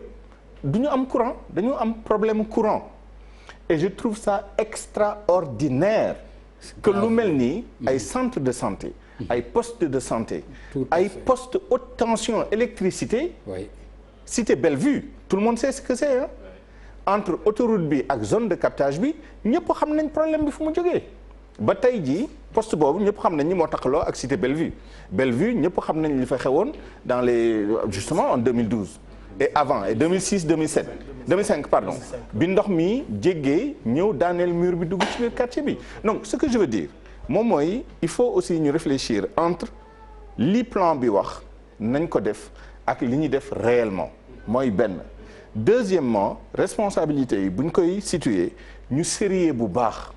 responsabilité dafa bëri effectivement bu ñu fàtte responsabilité individuelle yi koo xam ne da ngay dem di jënd kër man koo xam ne dafa ñëw établissement irrégulier ñoo defar benn néegu ñax responsabilité yi li muy bëri benn responsable rek moo fi mën a am muy état parce que moo géré lépp. c'est vrai même bu dee autorisation de construire même bu dee leneen lu mu mën a doon état bi moo war a nekk responsable. non man j'appelle ça une responsabilité ko noonu aussi dafay xaw a war en dernier ressort wala responsabilité finale mais chaîne de responsabilité bi mënuñu aussi occulter ni vraiment dafa bëri ay acteurs yu si nekk am na ay acteurs individuels yow mi nga xam ne yaa am sa kër même mais ñun dañu xool suñu quartier da ngay gis kenn koo xam ne pour protéger këram dina def loo xam ne day lor quartier bi yëpp loolu responsabilité individuelle mais ki ko seetaan nag. ah non mais am na autorité bu seetaan loolu. waaw d'accord moom mooy responsabilité finale bi mais gis nañ comportement protéger sa kër comportement fekk terrain football boo xam ne xëj na en même temps dafa nekkoon terrain aire de jeu pour xale yi waaye zone d'infiltration ndox la. Sénégal fii am na ay promoteur immobilier yoo xam ne 100 mètres carrés la ñu bañ a gis. boo ne 100 mètres carrés bi moom mooy sauver quartier bi fii la ndox mi yëpp di daje di dugg ci suuf di infiltrer wu. di nga gis kenn koo xam ne mu ngi dem di xool droit réel di toppatoo ay cadastre ay impôt pour un jour nga gis ko mu commencé ay fondation te ñëpp xam nañ ni ndox mi fii lay kii loolu yëpp c'est des gis nañ fi yeneen promoteur immobilier fekk canal d'évacuation des eaux pluviales nga sëkk ko jaay terrain bi wala tabax ci kër. Effectivement, en fin de compte, c'est la responsabilité de l'État qui laisse faire des gens. Mais chaîne bi quand même bëri na ay responsabilités du niveau le plus individuel. Monsieur le ministre responsabilité bi moom mënu leen fexe yéen état ba mucc ci li ñu fi wax yépp mais rawatina li nga xam ni wax nañ ko muy ci terre bi jafe-jafe yi nga xam ni indi na ko yow xam nga li may wax ci Pikine gi nga xam ni foofu nga nekk maire muy autoroute bi muy terre bi muy lu mu mën a doon. ndax yaakaaruloo ni loolu itam lu ñu waroon mën a bàyyi xel la ci respecter charte yi nga xam ni waxoon nañ ko avant ñuy def liggéey bi. dëgg la Pape Ngagne yaakaar naa ne les travaux du TER ni ko le maire Idrissa waxee sànq wax dëgg yàlla man jàpp naa ne bi ñuy élaborer TER bi am na une étude d'impact environnemental boo xamante ne am na boole kook social mu am un cahier de charge boo xamante ne maître d'ouvrage bi. jox nañ ko mu war koo respecter sàmmante koo collectivités yi nga xamante ne ñoom ñoo fa nekk. am na lu bari nag c'est vrai que am na difficulté mais quand même parfois difficulté yi bu ñu tax aussi ba ñu occulter réalisation yi nga xamante ne def nañ ko fa. li muy wax nii ci maire la comme moom di am jafe-jafe ak ñi pouvoir ñi régime ñi pouvoir bi di déléguer ay liggéey ñuy ñëw ci collectivité territoriale di ko def léeg-léeg sax nga gis koo xam ne buy ñëw di ko def du tàggu sax maire ba du ko sax yëgal. day ñëw rek tàmbali kon loolu am na jafe-jafe boo xamante ne am na fa ñu war koo régler loolu li koy régler dëgg nag mooy loolu dañuy delluwaat ci code des collectivités territoriales pour régler les statuts des maires. mais est-ce que li koy régler du bu ko commencé nga ni ko doo ko def. waaw ba ngeen régler ko ba pare wala Idrissa loolu régler wu ko. non est-ce que duñ ko régler ci loolu. waaw loolu est-ce que parfois baal ma mu allez-y parfois maire man mii maire la ci loolu mu nga xamante ne Idrissa mu ngi koy wax. ok mën na koo régler. waaye loolu confrontation la. tey ku ci nekk tey buñ ko régler ci problème yi këyit ba ku ci nekk xam fi nga war a taxaw loolu mooy gën a yomb confrontation kon ma wax la rek ne li muy wax nii ci responsabilité APIX ci taxawaay bi nga xamante ne waroon na koo def ci ouvrage boobu di TER wax nga ko sànq TER Sénégal nag da ko soxla ay ouvrage yu baax yu baax yu mucc ayib yoo xamante ne tey ci àdduna bi fépp soxla nañ ko Sénégal soxla na ko waaye nag buñ ko def mu am lu muy gàllankoor ba tax na ci programme social boobu 34 milliards de francs CFA APIX ak AFD engagé nañ ko pour def lépp lu jëm ci équipement collectif yi nga xamante ne fépp le long di traversée bi nga xamante ne moom la autoroute moom la TER bi di def c'est 34 milliards de francs CFA lii di ginnaaw raay sud ginnaaw raay nord lu fa jafe-jafe am ci li mu causé nii wax dëgg yàlla am na nag ay liggéey yu mucc ayib yoo xamante ne APIX def na ko fa ginnaaw raay amuloon réseau d'assainissement avant TER amu ko woon tey am na un réseau d'assainissement boo xam ne ñoom ñoo ko fa def malgré que nag li ñuy causé loolu la ñuy évaluer ci impact bi négativement la wala positivement au-delà maintenant de cette crue exceptionnelle dinaa waxaat crue exceptionnelle la puisque ñaata at depuis 2012 nous sommes là day taw amuñu jafe-jafe bii cela veut dire que li fi am nii mën nañ koo évaluer jafe bi kay c'est pas la première fois 2012 bi ngeen di doog a ñëw waaw c'est-à-dire dama ne depuis 2012 la wax depuis 2012 ba ñu tàmbalee lii nga xamante ne jëm na ci plan décennal bi ba commencé phase d'urgence bi commencé phase intermédiaire bi ba nekk ci moyen long terme bi am na lu baree bari loo xam ne wàññeeku na quand même ci wàllum gestion gis nga restructuration boobu nga xamante ne tey moom la ñuy wax nii te lu baree bari nag def nañ ko ci demal Djiddah Thiaroye Kaw les bassins de rétention yi nga xamante ne ñu nga fa nit ñi autour de ces bassins de rétention tey mun nañ faa toog am na ay jamono. non bassin yi moom nekk na fa bien avant yéen. bassin yi nekk na fa bien avant yéen. mais bassin yi bi gis nga bi bassin yi bi ñu fa nekkee. dañoo defoon rek bassin mu nekk exitoire fu ndox mi di ñëw mais ànduloon ak réseau d'assainissement de drainage des eaux c'est avec le projet moo ñëw def un réseau d'assainissement et de drainage des eaux yi nga xamante ne am na jëm nag maintenant ci versant ba mooy bassin ba aménager aussi bassin bi ak tout autour du bassin ba mu nekk un aménagement boo xamante ne tey di nga restructurer waat zone bi boo demee Yëmbal c'est le projet vivre avec l'eau moom moo ko fa def ba ci bassin de rétention yooyu nga xamante ne defoon nañ ko fa ay équipement collectif lañ ko wërale ba tey am na lu baree bari loo xamante ne mën nañ ko fa exécuter. D'accord. Pape li ma la bëgg a wax rek mooy ci programme décennal bi Souleymane mu ngi ko doon wax sànq nit ñi ouvrage rek la ñuy wax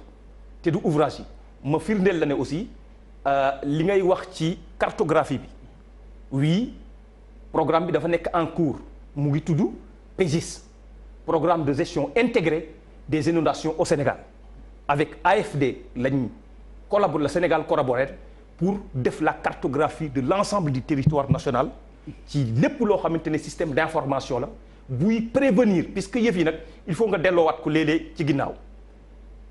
cause réelle yi lan la. D'accord. Au-delà de la responsabilité individuelle. léegi dinaa ci ñëw ci yàlla dinaa ci ñëwaat ci cause réelle s'il vous plaît. Mauvaise urbanisation boo xamante ne amoon na fi ci ay jamono ñu war ko restructurer ki initier nag un programme décennal am ambition am vision ne man programme décennal bi. programme bi animu programme bi animu quand même am na mérite. mais programme décennal bi mooy mauvaise urbanisation. Attends, voilà. Urbanisation bi aussi mu ngi continuer ah. non moom il n'y a pas eu de rupture. li jëm ci Diamniadio. alors te rupture lañ ci doon xaar Diamniadio c'est une planification bu rëy boo xamante ne c'est parce que le programme est en cours. mais loolu indi dégâts yi gën a grave yëpp ci Diamniadio. non du li ngay wax ni moom moo ko indi. non Diamniadio c'est une ville très bien réfléchie. D'accord. Planifiée. D'accord. et en train d'être mise en œuvre. mais inondé. Voilà. waaw inondé puisque réellement bu amee inondation aussi c'est pas parce que c'est pas pour le moment bien planifié. D'accord. Tout autour. Il y a eu des difficultés. Monsieur le maire, s'il vous plaît, dinaa ñëwaat planification bi nga xamante ne moom lañ d'accord def. Mais à Rufisque bu ñu ko réglé les inondations de Rufisque bu ñu ko réglé dans le plan décennal bi ñu war a réglé day fekk si maintenant la planification de Diamniadio continuer mais. D'accord bu Rufisque inondé complètement. xaaral ma dem ak la régie s'il te plaît rek naturellement. alors day jëm Diamniadio. am na ci beneen gox boo xam ni tam daanaka mbënd mi sonal na leen lool muy Diamaguène Sicap Mbao foofu moom li fa xew yaakaar naa ne ñëpp gis nañu ko loolu moo tax ñu ci jokkoo ak le maire Coumba Ndoffène Fall bu fekkente ni jàppandi na ak la régie ñu jël ko allo monsieur le maire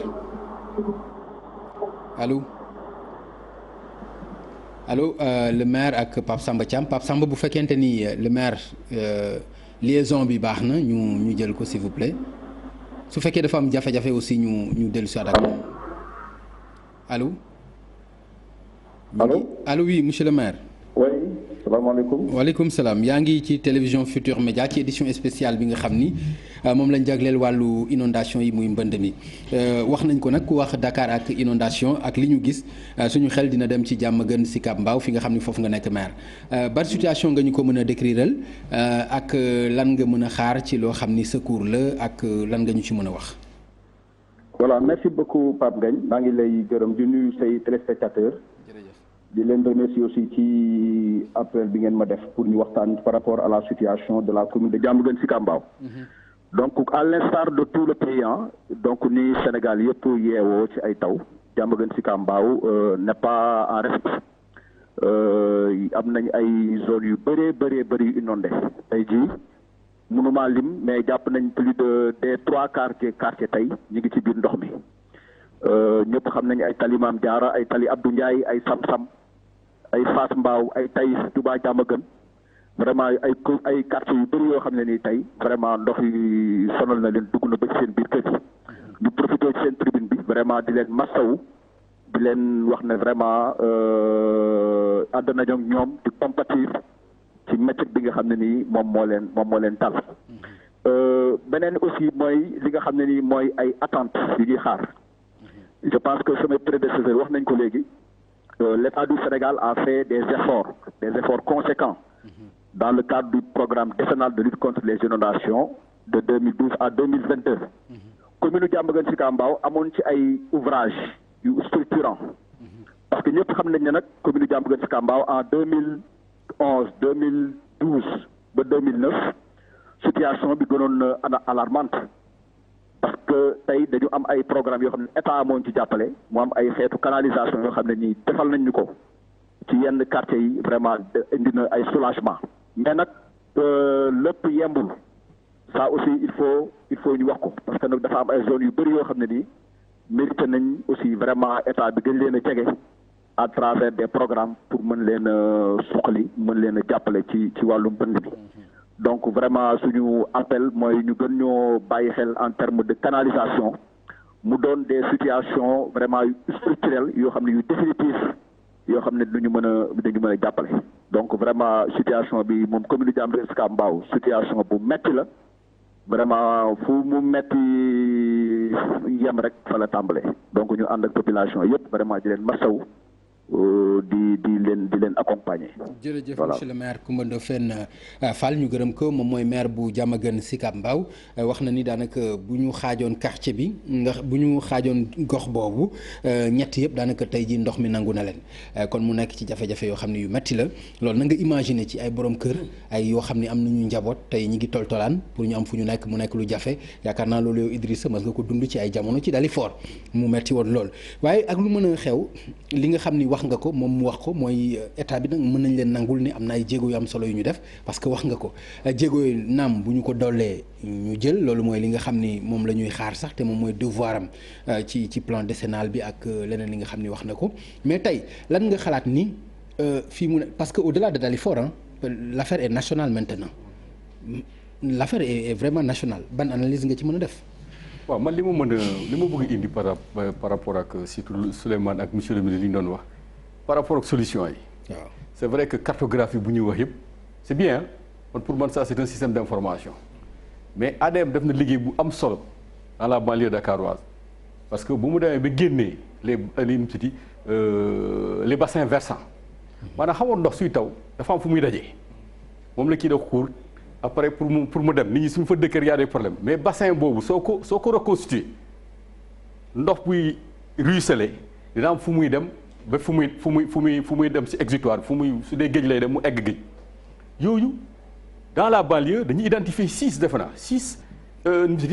bassin versant yi suñ ko reconstitué woon def ko c'est-à-dire que foofu la ñuy wax ni dina am ay kër yi nga xam ne dañuy dem mais au moins parce que nit ñi li ñu am comme problème ci zone inondée sooy pompé foo ko yóbbu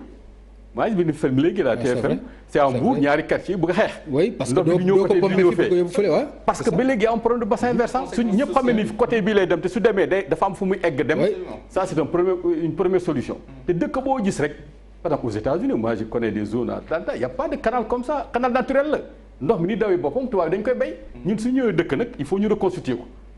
man loolu laay gis ni premier problème bi nañu reconstituer voie de circulation ndox.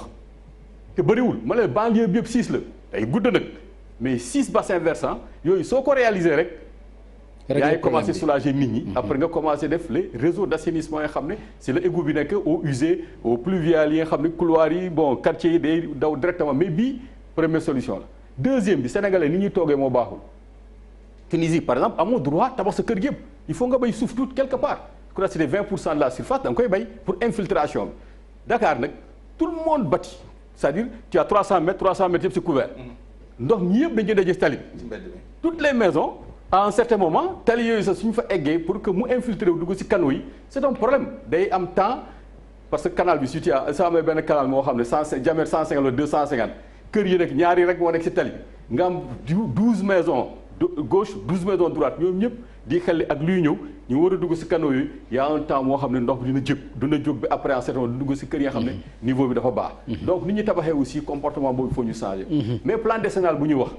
mais man j'aurais souhaité puisque wax nga nit ñi 10 ans la chaque année nga ne plan décennal bi phase d'urgence bi lii la tel dëkk lay attaqué tel la pour tant de montant parce que tout le monde se dit wooy ana 767 milliards yi c'est parce qu'il y a pas de communication c'est-à-dire que ay peut-être les avertis xam nañ ko mais population moo xam parce que peut-être qu'il y a des zones yoo xam ne prévoir ñu ko si doo toog naan 767 milliards dinaa si bokk parce que c'est un plan am na fu mu yem nga ne ren lii ak lii la ñu war a def pour un montant de temps 10 ans yi suñu eggee 6 ans 767 milliards yi jeex na nga ne ñu ngi dem ba 1000 milliards wala nga ne jeexal nañ ko mais à 500 milliards il reste 260 donc nañu attaquer yeneen zones yi nga xam ne c'est des priorités mën na def ba léegi population bi tout le monde croit parce que 767 milliards ça peut faire tout le Sénégal il faut ñu xam ñan lañu prévoir foofu ak ñan lañu prévoirul donc su la prévoirul nga xam yow looy def mais man damay toog sama koñ ma ne non je suis là-dedans kii ne je suis là-dedans non si problème amee fu donc il faut que ñu leeral nit ñi lan lañ si def fan lañ réaliser ak lan moo ñu la ñu réaliser déwén ak lan parce que ren liñ dëmb lañ am pluie exceptionnelle dëmb rek la mais les gens étaient inondés avant le problème bu ñu wax nii quartier yi ñu wax nii yëpp presque tout le monde était inondé les mercredis et jeudis man li ma sama kër inondé woon naa mais sama étage yi ñoo inondé ma ne cas atypique la ngelaw dafa indi toutes les chambres étaient inondées mu wàcc suuf donc moom laa doon dama yendu après si dëkk bi donc tout le monde était inondé avant cette pluie exceptionnelle de plus de 100 millimètres. D'accord. Donc il y a des problèmes yoo xam ne il faut ñu régler en amont rapidement pour mën a soulager population. D'accord monsieur Ndao lan mooy solution yow pour yow ci li nga jàpp. bon lan mooy solution yi mooy il faut ñu xoolaat suñu politique d'aménagement urbain naka la ñuy tabaxee suñu dëkkuwaay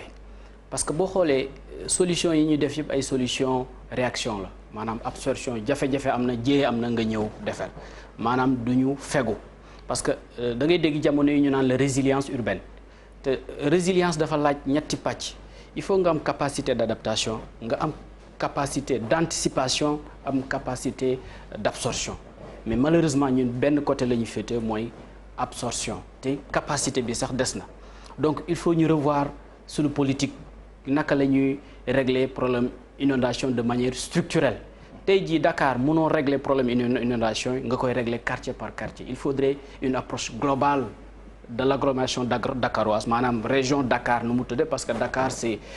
une agglomération mënoo ñëw quartier bu ne nga defar lii mais il faut nga réfléchir ci benn système régler comme li Souleymane wax ci profondeur nga koy defee wax système Dakar boo ko bëggee régler ak li nga xam ne moom la ñuy xaar dans l'avenir c'est beaucoup d'argent mënoo bañ a trancher c'est beaucoup d'argent c'est aussi des mesures parce que en matière de ville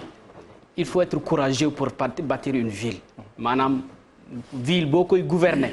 boo amul courage doo tabax ville bu baax parce que dafa am acteurs yu bari yu ciy intervenir et ku nekk ak sa intérêt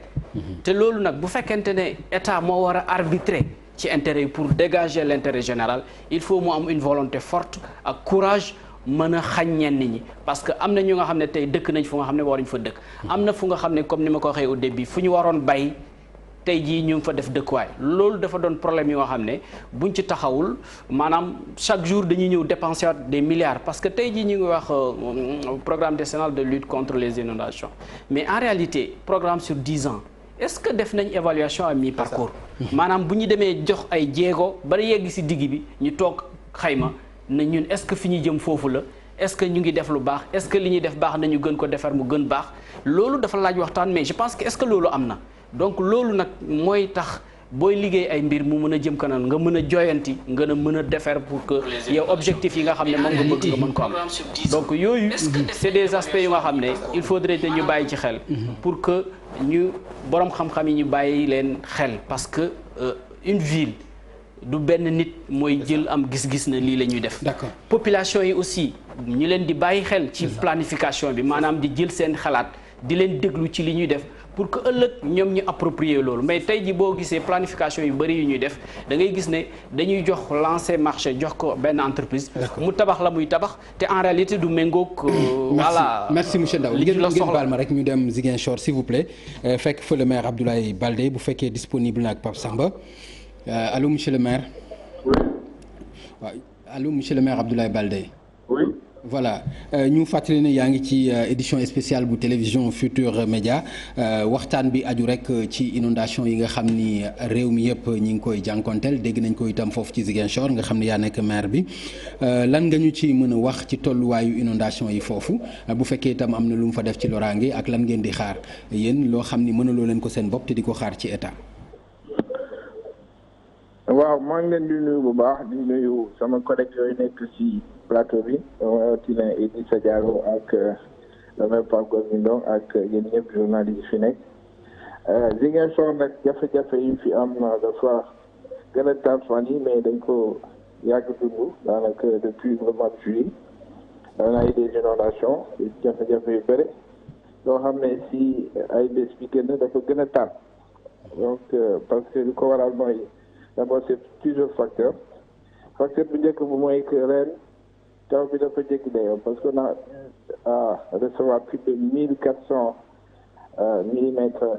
1413 millimètres d'eau te boo ko méngalee ak lu ñu amoon daaw il y a déjà un excédent de 725 millimètres donc bu doon taw bu am solo boo xam ne daal na si suñu dëkk donc loolu nag indi na ay jafe-jafe yu bëri parce que tey bu ñu xaymaa jafe-jafe yu fi am mooy que Ziguinchor am na ay kër yu bëri yoo xam ne dañuy daanu donc boo xaymaa kër yi daanu yi ak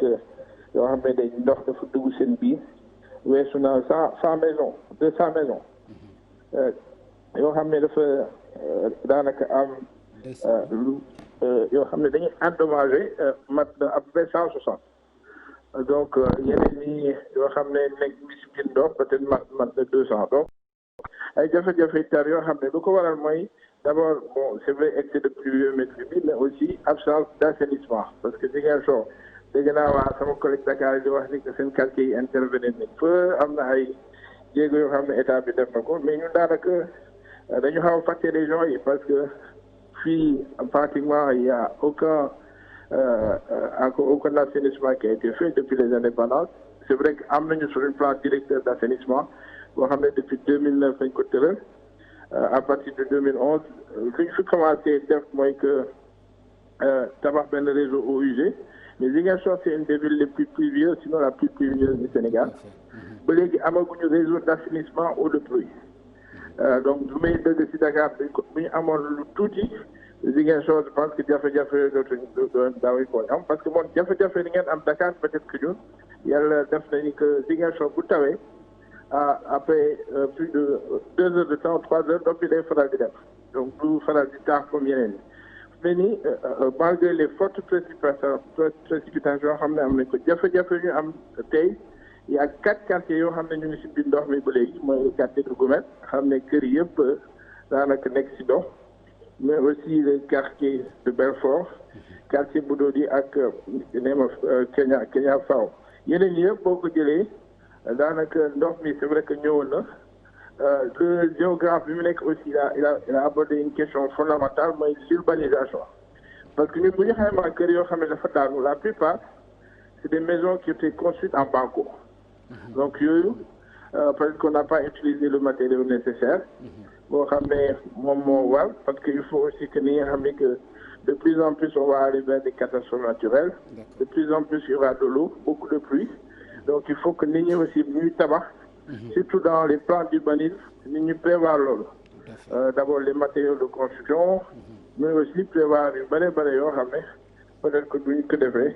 jafe-jafe yoo xam ne ñu koy dund tey duñ ko mën a dund mais ñu ngi ñaan vraiment dimbali état yi pour que ñu dimbali ñu si ay matériels lourds des poquins des machines yoo xam ne dañu gën a en tout cas defaraat réseau bi mais aussi sapeurs-pompiers yi ñu gën leen dooleel ñu indi leen ay motopompe bi boy pour que bu quartier yoo xam ne ñu ngi si ay jafe-jafe ñu mën a wax si ndox. dinañ ko bàyyi xel ci plan Orsec bi mën nañu am yaakaar ni dinañ ko bàyyi xel ci plan Orsec bi lu aju ci sa doléance yooyu mu nekk le maire Abdoulaye Baldé bu fekkente ni disponible na ma bàyyi la bu fekkee am nga looy tàggoo rek ci lu gàtt s'il vous plaît donc kon xam naa ni dem na mais monsieur le maire dégg nga doléance yi daanaka mooy partout mais bi mu ci wax li gën a graaw xam nga ni moom mooy capitale régionale bu mel ni Ziguinchor bu fekkente ni amul assainissement ci wàllu ndoxu taw loolu itam xam nga bu ñun ëllëg bu fa leneen xewee bu ñu nee état bi amu ci taxawaay loolu itam dafay xaw a doy waar tax itam waruñu mën a xoolaat nag ci priorité yi xool parce que priorité yi war nañ ko mën a xoolaat wax nañ fi autoroute à péage wax nañ fi terre wax nañ fi nangam mais est-ce que xalaatuñu ne priorité yi bu nekkoon tey lii nii est-ce que du xaw a wàññeeku. jaajëf Pam Ngagne priorité yi oui puisque nag boo nekkee ci réew moo xamante ne da ngay defar lépp pratiquement lépp day dal di donc nekk priorité te kon boo nekkee ci ville le réseau de drainage des eaux priorité la dans l'aménagement d'un cadre de vie pour permettre nit ñi ñu dund ci dundin boo xamante ne dundin bu baax la. wala li muy ñëw ba at moo tax duñ ko sóoraale. waaw non du loolu wallaay sóoraale nañ ko ci planification bi nga xamante ne état am na ko ci programme décennal de gestion des inondations c'est vrai puisque boo ko xoolee nag bu baax a baax xam nga réew mi yaakaar naa tàmbalewul 2012. réew mi yaakaar naa depuis avant 1960 le pays est là depuis 1960 aussi nous sommes gouvernés mais tey boo xoolee réellement. benn gouvernement boo xamante ne ñëw na am audace tabax benn programme boo xamante ne dafa ne man ci fukki at yi nga xamante ne ñoo ngi ciy jëm bëgg naa ñi nga xamante ne ñoom la seen xel màcc jëm ci wàllu mbënd nañ ma tënkal benn programme boo xamante ne dinaa ci tënk li ma ci war a def yépp mais Sénégal ku ci nekk xam nga lan mooy programme boo projeté dafa am loo xamante ne ci budget Sénégal moom moo koy def am loo xamante ne ci ay partenaires techniques et financiers ngay dem pour dem wuti boobu financement puisque nag boo tuddee 767 milliards mën na doon loo xamante ni ci bët nii lu yomb la mais pour que état mobiliser 767 milliards de francs CFA lu xaw a jafe la maanaam ci nekkin ku xam nan la ñuy mobiliser ak ku xam 10 ans war na compliqué waaw non ak ku xam lan mooy obligation état ci 10 ans la ñu wax plan bi même bu ñu nekkee 10 ans ku xam war na jafe ci état xanaa ci benn fan wala ci ñaari fan waaw waaye ci 10 ans pour un état lu yomb la ci bët ci déggin waaye ku xam li obligation état ci ay mobilisation ressources fu ci nekk fi mu war a dem niñ koy répartir ni muy demee di nga xam ne 750 milliards de francs CFA bu ci les partenaires techniques et financiers taxawul taxawaay bi nga xamante ne war na ci lool pour nga investir ko day xaw a jafe mais li ci ëpp solo ba am ci solo mooy organisation forme d'organisation bi nga xamante ne Sénégal am na ko ci intervention d'urgence yi nga xamante ne bu amee déglu naa le maire de Sokone mu wax am taxawaay boo xamante ne tey am na ko moom ci boppam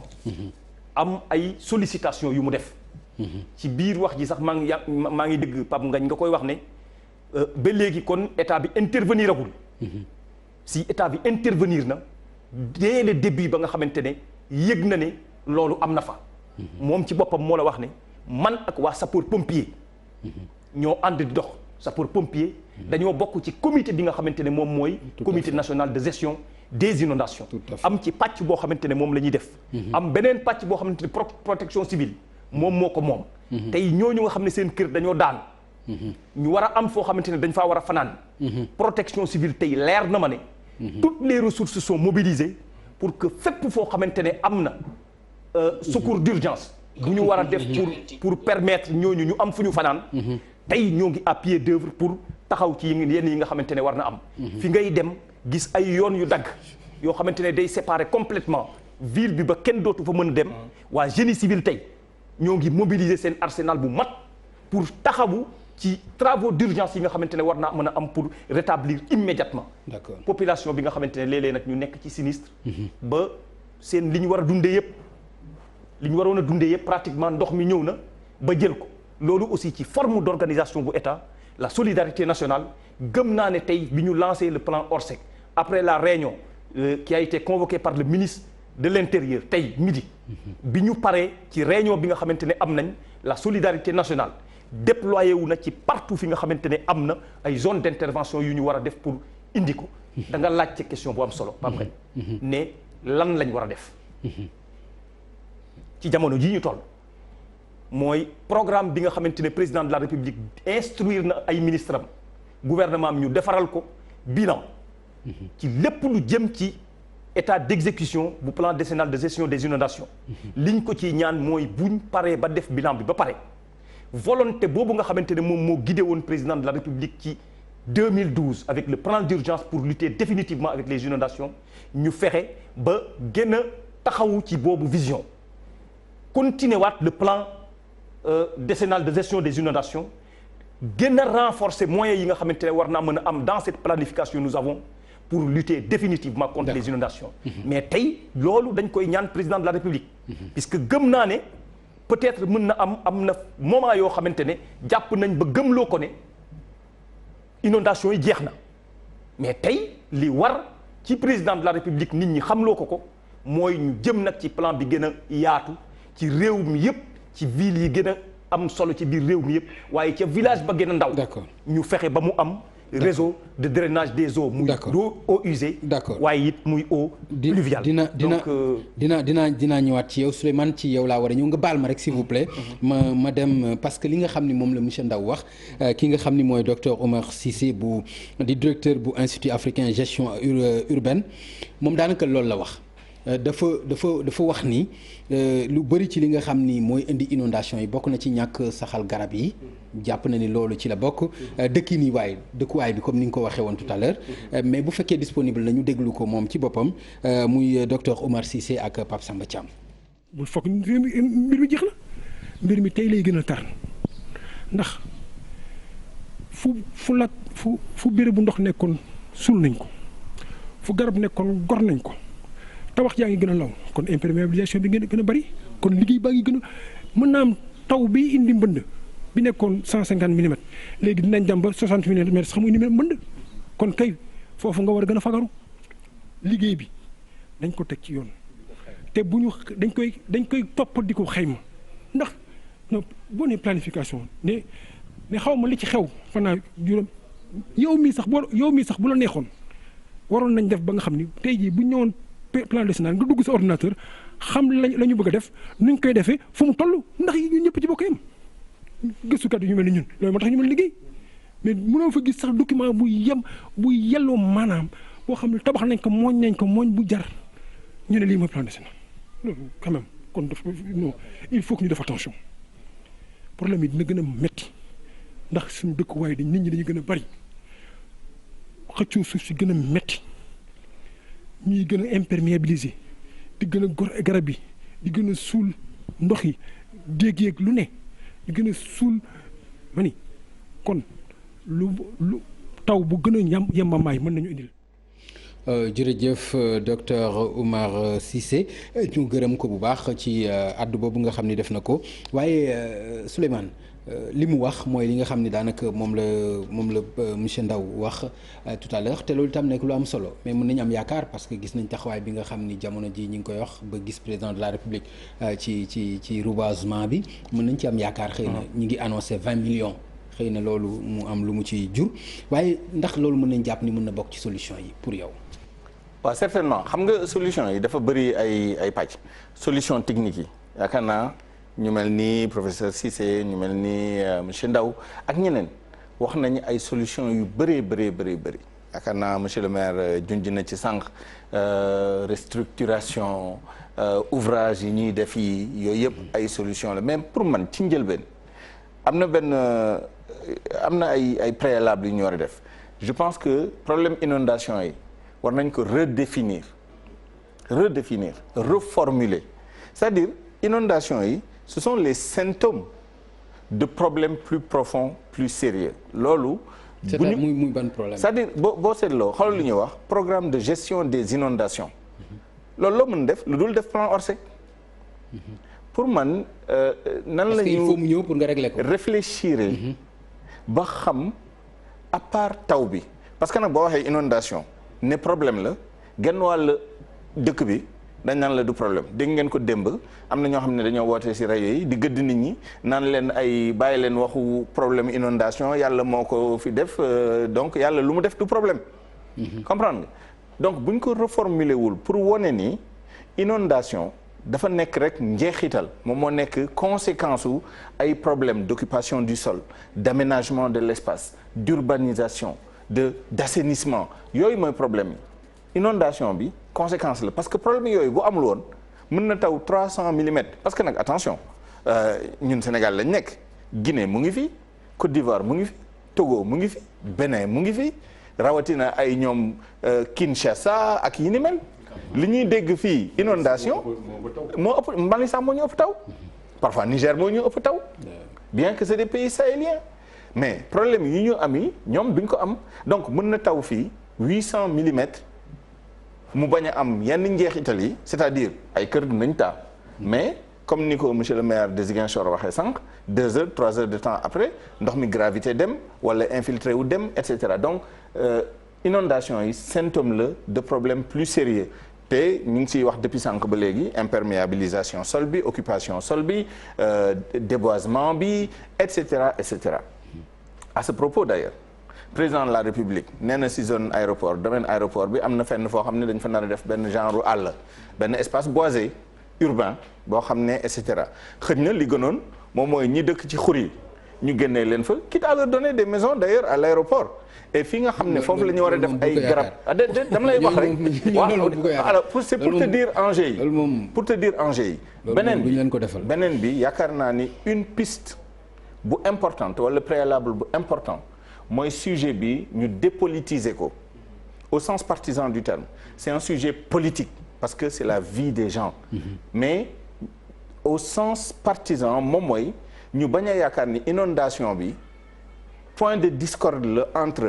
une majorité wala un état wala un président ak opposition et cetera. loolu bu ñu ko deful. non may ma rek ma jeexal foofu. bu ñu ko deful day indi beneen problème parce que man gëm naa ni problème inondation yi waroon nañ ko dugal ci dialogue national bi. mooy li Ndaw doon wax léegi bu ñu dugalul population yi communauté yi organisation yi état bi parti yi ñëpp waxtaan ci ba déggoo ci dara lu ko mooy lan lay indi Ablaye Wade indi plan Jaxaayam. Macky Sall indi moom tamit plan de relogement am et cetera Tawfekh et cetera non pour dire que il faut mu am une cohérence sur la durée loolu mooy indi lan samay 2 dernières propositions benn bi il faut ñu actualiser le plan décennal mu nekk un plan glissant parce que 2022 on n'aura rien fait par rapport ak ampleur problème bi et tout dernièrement ñu bañ a jël des mesures ponctuelles qui n'entrent pas dans un cadre cohérent mooy lan boobu état majorité ak opposition dañ ci am Khalifa Sall que je respecte beaucoup parce que j'ai travaillé 3 ans pour lui à la ville de Dakar programme pavage dindi nañ ko ci ville de Dakar tey jii yaakaar naa jox nañ ko une ampleur nationale duma technicien mais est-ce que xalaat nañ lan mooy njeexitalu pavage ci sol bi ça c'est un la deuxième chose président boo xam ne day toog un coup ñu ne la telle zone mu ne bon am nañ problème on a Tobago jël leen terrain fa la jox leen ñii am nañ problème jël leen terrain fa la jox leen xam nga loolu tamit si on ne s'assure pas que ça entre dans un cadre cohérent boo xam ne mooy plan d'urbanisme yi moom mooy plan de détail yi moom mooy et cetera xëj na mu indi ay problèmes donc pour man ce sont les 4-5 pistes yoo xam ne au-delà des solutions techniques xëj na il faut ñu xool nan la ñu recadrer un peu ce débat. Alors monsieur le maire bu fekkonte ni protection civile li mu war a am ci matuwaay am na ko sapeur pompier li ñu war a am ci matuwaay am nañu ko yéen maire yi par exemple gën nañ leen a jox kattan bu baax ci décentralisation li ngeen soxla woon par exemple tey est-ce que yaakaar nga ni loolu bu amoon jafe-jafe yi aussi du xaw a wàññeeku tuuti. waaw dina wàññeeku mais du saafaraw. wàññeeku tuuti quand même. waaw wàññeeku tuuti parce que comme ni ko Souleymane di waxee c'est structurant. ndax dafa laaj ay infrastructures dëgër yi nga xam ne il faut ñu def ko moyen de DPC direction protection civile ak moyen wu groupement sapeurs-pompiers ak moyen wu nu mu tudd politique wu maire yi mënul def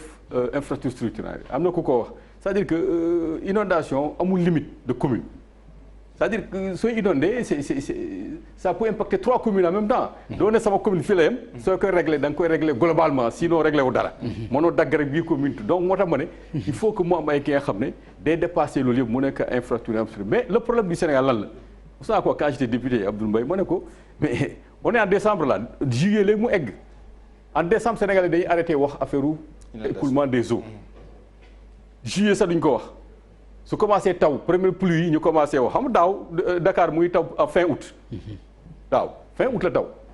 donc on n'en parlait même pas y a pas d'eau ñu ne c'est réglé mais suñ ko doon wax. comme certaines communes mooy li maire wax quand même. waaw peut-être dañu waxoon président ni que problème bi réglé nañ ko. mais parce que ñi ngi souffrir sax yow ngay souffrir ci inondation nawet bi jeex na gisoo benn travaux nga noppi parce que tu n'as plus d'eau. mais xam nga day ñëwaat. c'est-à-dire que problème bi nga xam ne dañ koy def Pape Ngagne wax na ko léegi parce que ñetti weer rek la dañ koy wax ñetti weer yu ñu bay mais juróom-ñeenti weer yooyu nekk ni la ñu war a waxtaanee parce que man de wax naa ko benn émission. man Dalifort bu ma ñëwee bu ma waxee biir nawet ñu ne ma rayon bu mag toute la population si benn juma man leen na inondation kenn du ko réglé si nawet noonu lañ koy réglé. parce que nawet c'est les conséquences. bien sûr buy taw kenn du foobee rek anticiper. buy taw kenn du foobee rek Sénégalais changer paradigme. tout à fait ñiy jéem a régler inondation yi si biir nord. d'accord merci beaucoup monsieur le maire nga baal ma ñu dem jëli beneen maire bu Bambilor Ndiagne Diop bu fekkee jàppandi na monsieur le maire ñu ngi lay nuyu. malheureusement jotuñu ko Ndiagne Diop ñu dikk ci monsieur Ndaw monsieur Ndaw ci junj nga ko léegi sax lu jëm ci lan la ñu mën a xaar ci li nga xam ni mën na nekk ay saafara mais am na ci loo xam ni Souleymane itam wax na ko muy loo xam ni ay nu président di doxale nga xam ni moom moo am kilifteef gi bu ñuy amee problème moo xam Tobago la wala feneen la du sax réfléchir ci fële ndax war nañ fa dem wala war nañ ko mën a xool c'est-à-dire xeet yu mel noonu est-ce que du lu ñu war a mën a xool ci dëkkuwaay yi. ça c'est mooy solution ponctuelle yi rek loolu du defar dëkkuwaay quoi maanaam du politique sax loolu parce que il faudrait une approche stratégique il faut une approche globale il faut nga xam fi nga jëm nga def ko ci benn cohérence d'ensemble je pense que loolu manqué na ci ni ñu tabaxee suñu dëkk yi parce que dugal ngeen léegi docteur Omar ci mu wax ci wàllu garab man def naa benn article boo xam dama ko tuddee Dakar du Cap Vert au Cap désertique c'est-à-dire que Dakar c'est on l'appelait Cap Vert aujourd'hui c'est un Cap désertique parce que y a pas d'arbres et une ville comme ça dafay indi problème tey jii ñu ngi wax changement climatique ak oto yi ñu yor tey ku nekk yaa ngi bëgg a yor sa oto yenn heure boo nekkee di circuler Dakar da ngay commencer étouffer parce que tout simplement y a pas d'arbre boole wuñ ko ci suñuy dëkkuwaay tey jii boo demee centre ville Dakar nga am par exemple benn activité booy dox nga war a toog 10 minutes amoo banc boo toog et une ville comme ça mënul dund il faut que ville bi muy am des espaces verts muy am des espaces de détente ak tous les services yooyu il faudrait que ñi nga xam ne ñooy planifier ville mooy état bi mu bàyyi ci xel beneen bi mooy peut-être li may wax rek mooy Souleymane junj ne ko mooy dañu am problème d'aménagement du territoire parce que tey jii Dakar ni mu mel waru ko woon mel tey jii bu fekkonte ne Kaffrine la fa waroon am na fa waa Kaffrine dañuy toog Kaffrine ñu bàyyi fi ñu war a bàyyi Dakar ñu bàyyi fa donc situation politique d'aménagement du territoire et d'aménagement urbain dafa doon lu nga xam ne il faudrait ñu toog ci waxtaanaat ci et puis plan yi nga xam ne moom la ñuy parce que dañuy tabax plan yu baax mais malheureusement la mise en œuvre dafay poser problème voilà dañuy bind mais la mise en œuvre voilà chaque jour nga dégg ñu ne xale yi di coow naan la suñu terrain bi jël nañ ko fi ñu war a fubalee loolu nag dañ ciy interpeller la direction de l'urbanisme pour ñu respecter voilà vraiment ville bu ñu bëgg ñun merci monsieur Ndao bala ñuy dem ci benn tour de table bu mujj bi bii moom cas social la koo xam ne lépp li mu amoon daanaka ñàkk na ko ci taw bi vraiment képp ku ko ci dimbali itam mu jël du ñu def rek lu dul seetaan élément boobu.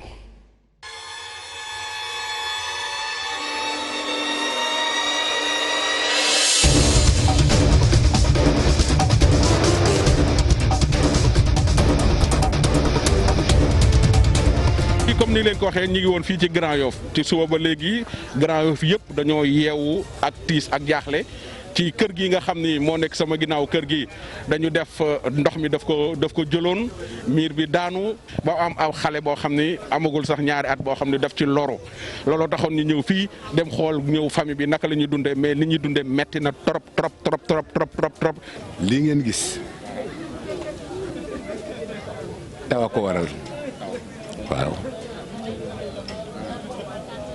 taw bu ànd ak doole. yàlla dogal lii ñu gëm ko sant ko ci bu baax di ñaan yàlla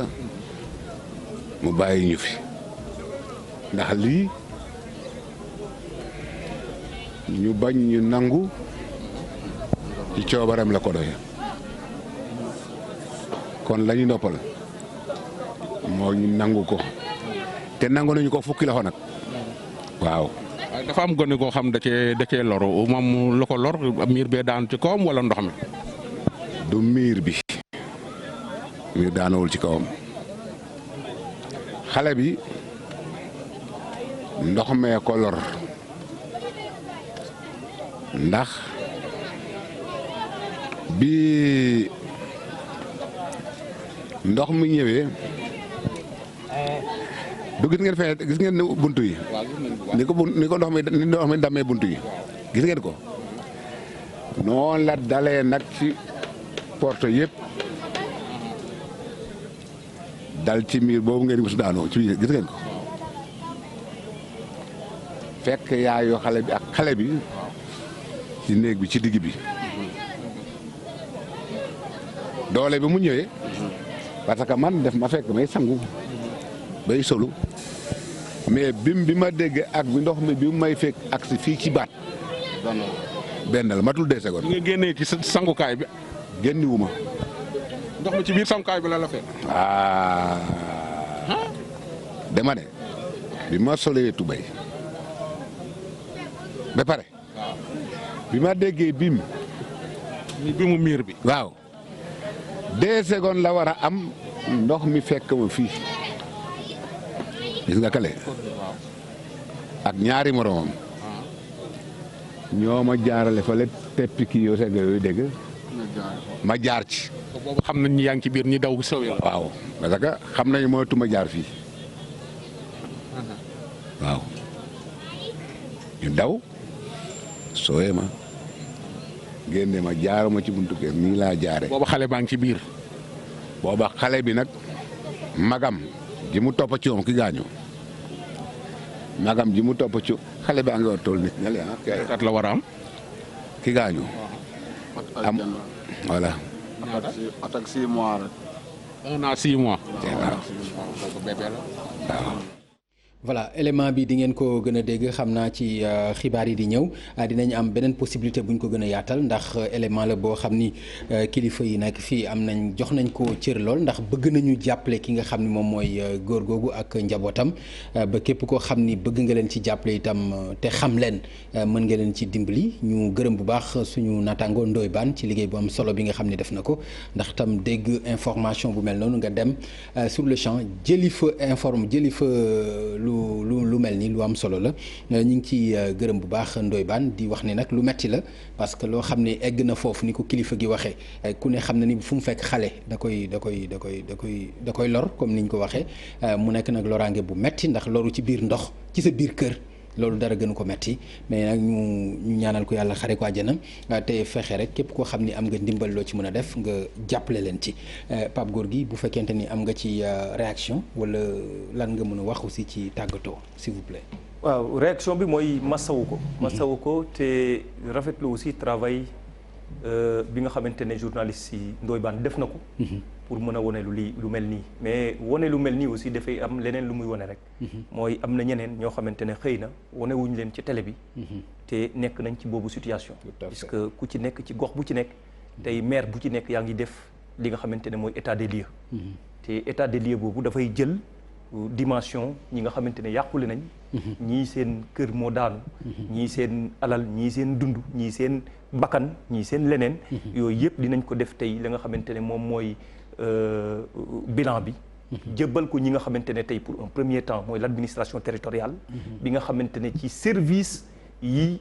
état bi ngànk ñu war a indi rapidement taxawaay bi en attendant nag maire yi nga xamante ne ñoom ñoo nekk ci gox yi ku ci nekk xam naa ne yaa ngay déployer loo mën ak loo mënul sax yaa ngi koy def pour taxawu population bi ci li nga xamante ne mooy xew-xew yu mel nii. jërëjëf donc leneen li nag moo xanaa xëy na rek ci peut-être tàggatoo beeg appel boo xamante ne xëy na war naa ko mën a lancer ci jamono bii nga xamante ne nekk nañ ci. jagleel ko nag ki nga xamante ne mooy président de la République. monsieur Macky Sall ci Souleymane wax na ko sànq réactualiser li nga xamante ne jëm na ci plan décennal bi. am ci taxawaay boo xamante ne war nañ ko ci mën a def continuer liggéey bi nga xamante ne moom lañ tàmbali woon. pour régler définitivement li jëm ci ouvrage yi ñu war a def ci mbënd mi beneen requête la bu jëm ci président de la République mooy bu ñu seetloo moom voyagé na waaw dina ko dégg moom voyage bi ci moment bi est-ce que yaakaar nga itam lu xam nga état du président de la République changé wul dara programme ci loolu état du président de la République président de la République day joxe ay directives jox ko ñi nga xamante ne ñoom ñoo ko war a doxal puisque du président moom mooy ñëw Pikine Ouest ci terrain de football ba nga xamante ne sama équipe fa la ñuy fanaan ba 3 heures du matin démb ma nekk ak ñoom ba 4 heures du matin du moom mooy ñëw di fa pomper kon da koy délégué rek beneen requête bi ma doon wax mooy tey seetlu nañ ñii gën a sonn ci gestion inondation maire yi la loolu gëm naa ko parce que dama koy pratiquer est-ce que ni ñu def éducation bi def ko yeneen compétence assainissement bi war nañ mën tey xalaat nan lañ koy transférer une partie ñu transférer ko aux collectivités territoriales ba jafe-jafe bu amee maire bi mën a am sañ-sañ am lu mu ci def puisque nag ci gestion bi lu jafe la maire yi di ci intervenir puisque amul benn chapitre boo xamante ne tey di nga fa mën a def pour gérer la nga xamante ne jëm na ci inondation yi donc jot na à mon avis ñu transférer compétences yi jox ko comme bu état di ñu jox tey. merci fonds de la décentralisation. ñu mun koo budgétiser. ba mën cee taxawaay yi nga xamante ne moom alors Souleymane ci mot de la fin bi ak li ma ko wax léegi rek président bi nga xam ni absenté wu na ci ci moment bi ndax programme am warul woon changer wala du ci dara quand même pour yow. waaw mot de la fin xëy na ci li Ndoye Bane def ñu ko fi gërëm. di masawu borom kër gi. di bàyyeel xale bi ci yërmande yàlla ndaxte xale la te anam yu mu génnee àdduna li ci suñu borom wax dañ koy bàyyi ak yërmandeem di gën a masaw nag yaay ji parce que yaay quand même bu sa doom dee ci sa ay loxo te am ñaari at kese wax dëgg yàlla doy na waar intérêt sujet bi mooy xëj na day ramener li ñuy wax li yëpp parce que ñun ñu ngi wax ay plan ay stratégie et cetera mais li mooy dimension humaine bi yaakaar naa lii tënk na problématique bi ni ñu ko waxee ci ay documents ay stratégie ay plan yëpp lii la rek lii moom mooy manifester li ñuy wax nii vraiment à l'échelle humaine te lii tamit war na vraiment delloo si suñu xelu njiit yi ñu am yërmande ci population bi lépp lu ñu def rek ñu xool lii daal parce que yaakaar naa ni parfois bu ñu toogee ci kanamu documents yi c'est tellement impersonnel que du ñu gis parfois yenn enjeux yi lii nag boo ko gisee remplacer na documents yëpp parce que bu nekkee def nga lu baax lii dina la ko woon. D'accord. bu nekkee li nga def li tamit baaxul lii dina la ko woon léegi lu des ci président d'accord naa ak monsieur le ministre wax dëgg yàlla gérer un État c'est gérer une diversité maintenant pour le symbole xëy na bi muy dem yëgul woon autant de décès yi am ak peut-être ampleur yi et cetera wax dëgg yàlla sommet CEDEAO bi c'est un sommet ordinaire du sommet extraordinaire malheureusement xëy na c'est pas l'espace ici mais lii yëpp ensemble la rek tey bu amoon premier ministre mën na yebal premier ministre am chef de gouvernement am mu remplacer ko moom mu toog wala bu demee am nu mu def wane ni sama premier ministre jox naa ko kattan jox naa ko maqaama bu ëpp sax bu mu doon am en temps normal pour que su ma fi nekkul it mu am taxawaay boo xam ne dina ko fi taxaw wane ni vraiment lii soxal na ma mais effectivement pour le symbole day gérer moom état moom gérer ko c'est très difficile c'est gérer une diversité de choses parce que tamit géostratégie bi si la bokk waaye pour le symbole effectivement xëy na noonu dalal xel yi mu toog gunge nit ñi dalal xelu nit ñi indi ay réponses waaye tamit toogam du indi ay solutions. C'était juste pour le symbole mais dina dalal xel quand même loolu dina baax quand même. Idriss ci li nga xam ni le maire Idrissa Diallo ci li xew fi nga xam ni gis nga ko ni ñu ko Ndoye Bane wone muy kilifa goo xam ne noonu ak njabootam yëpp lañ ñàkk li ñu am ba ci bakkan boo xam ne rot na ci am na sax benn kilifa boo xam ni bëggul ñu wax ko téeméeri junni nee na dina ko jàppale ki nga xam ni moom mooy borom kër googu. lan nga mun wax ci loolu ak li nga xam ne junj nañ ko fi léegi rek muy tukki bi nga xam ne président aussi def na ko. waaw d'abord sujet bi élément wu Ndoye Bane dañ koy sant d'abord parce que man dafa ma affecté complètement parce que muy imaginer bi léegi intensité wu ndox moom en 2 secondes mën a egg si baat fii j'imagine peut-être qu'il y a quelqu'un à côté aussi Souleymane wax na ko muy subir la même chose metti na parce que am na xale bu su loru donc di leen masaw daal di masaw waa Grand Yoff yëpp di masaw seen maire xam naa ni doy naan di difficulté ma jóg maa ngi koy masaw bu baax a baax toute la population mais masaw aussi Ablaye Baldé parce que waxoon na si élément bu muy wax que 200 maisons plus de 200 maisons daanu nañu boobu tamit moom tamit en tant que maire en tant que population aussi ñu ngi si ay jafe-jafe et le maire de Sokone aussi li ñu si gis donc président bon dem na en sommet ordinaire CEDEAO moo xam ne man bon je comprends pas ba décision CEDEAO defuñu ko muy problème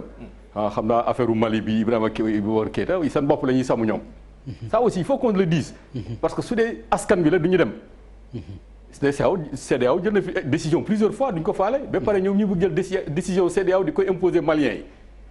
CEDEAO boobu ban importance lay am yow parce que bu muy dem problème bi amoon na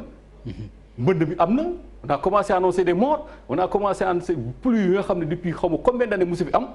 mais ma président bi musa daxaay bu samay xam demu foofu parce qu'il y a des problèmes may rappelé bu mu ñëw 2012 naan dañuy supprimer Sénat bi il venait de vacances il venait de xaw ma fan la Afrique du Sud la woon ñëw rek suppression Sénat pour régler mbënd mi mais bii moo gën a garaaw bu 2012 à Dakar c'était 162 millimètres 200 amuloon fenn 200 yi am situation bi difficile xaalis bu bëri génn si yow nga jël avion dem def ay tweet dem sa yoon nga plan Orsec déclenché nag quand même c'est-à-dire sa réew su nekkee situation doo génn quel que soit nag parce que sommet la même su dee da nga doon dem pour ñu wax la ay 10 000 milliards mais da nga war a délégué keneen nga toog compatir avec ton peuple def un tour à la banlieue dem Sokone hélicoptère dem Ziguinchor dem Kaffrine ñoo toog ñu ne le président est venu nemmeeku na parce que ça fait du baume au cœur ki nga xam ne mooy sama njiit ñëw na affaire bi dëgg na ko metti na ko mais à ce point là mais le fait que mu dem en tout cas ma rafetlu ma ko parce que gisuma lan la CEDEAO mën a jël comme décision bu affecté suñu vie bi ça peut rien changer lan lay affaire Mali lañ fay wax Maliens yi décidé li ñuy décidé ñuy bay Maliens yi vraiment je crois que daal nañu merci beaucoup voilà Ndaw peut-être massawu ñëpp ñi nga xam ne am nañ vraiment ay jafe-jafe ci ndox mi ñi ci génn àdduna ñu jaale ko seeni mbokk vraiment xam ne métti na bëri nañu ci am jafe-jafe ñëpp aussi solidarité sénégalaise bi ñu mën ko déployer pour jàppale leen parce que quand même Sénégal nag société de solidarité la loolu am na solo ñu bàyyi ci xel peut-être li may terminer rek pour 2 points benn bi mooy wàllu changement climatique wax ne dañu nekk jamono bu nga xam ne changement climatique dafa am maanaam imprévisibilité bi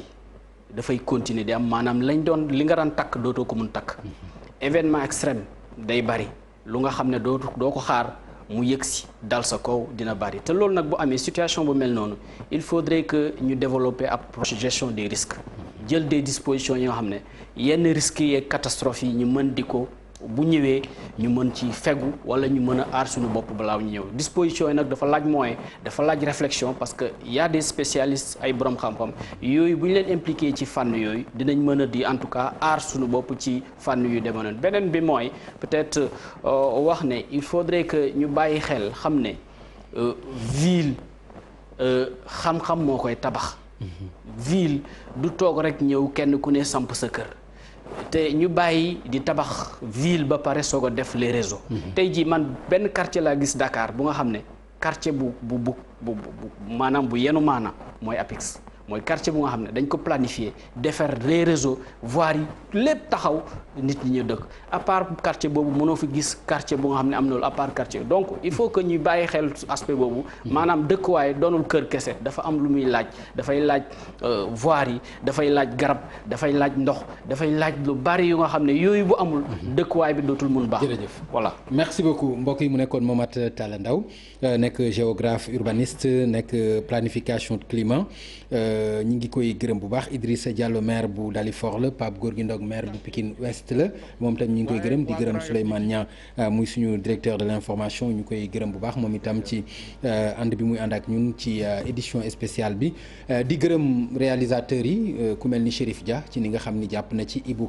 Ibrahima Kane plutôt ñi ngi koy gërëm bu baax Ibou Kane ñi ngi koy gërëm Pape Samba Thiam mi nga xam moo nekk aussi ci régie bi ñi ngi leen di gërëm bu baax mbokk yi mu nekkoon édition spéciale bu leen télévision Futurs Médias indiloon ci li nga xam ni nag moo aju ci wàllu mbënd mi jombul dinañu àndaat ak yéen ci yeneen édition spéciale ñaan yàlla problème bi bañ a gën a compliqué ba ñuy egg ak yéen foofu kon mu nekk loo xam ni képp koo xam ni loru nga ci rek ñi ngi lay massawu ku ci ñàkk sa bakkan itam ñi ngi lay ñaanal yàlla xare la àjjana di wax ni kenn ku ci ne ku ci am tiis rek ñi ngi koy bokk ak yow te di la massawu di leen jox rendez-vous incha allah ci beneen jotaay bu ci àllande jërë ngeen jëf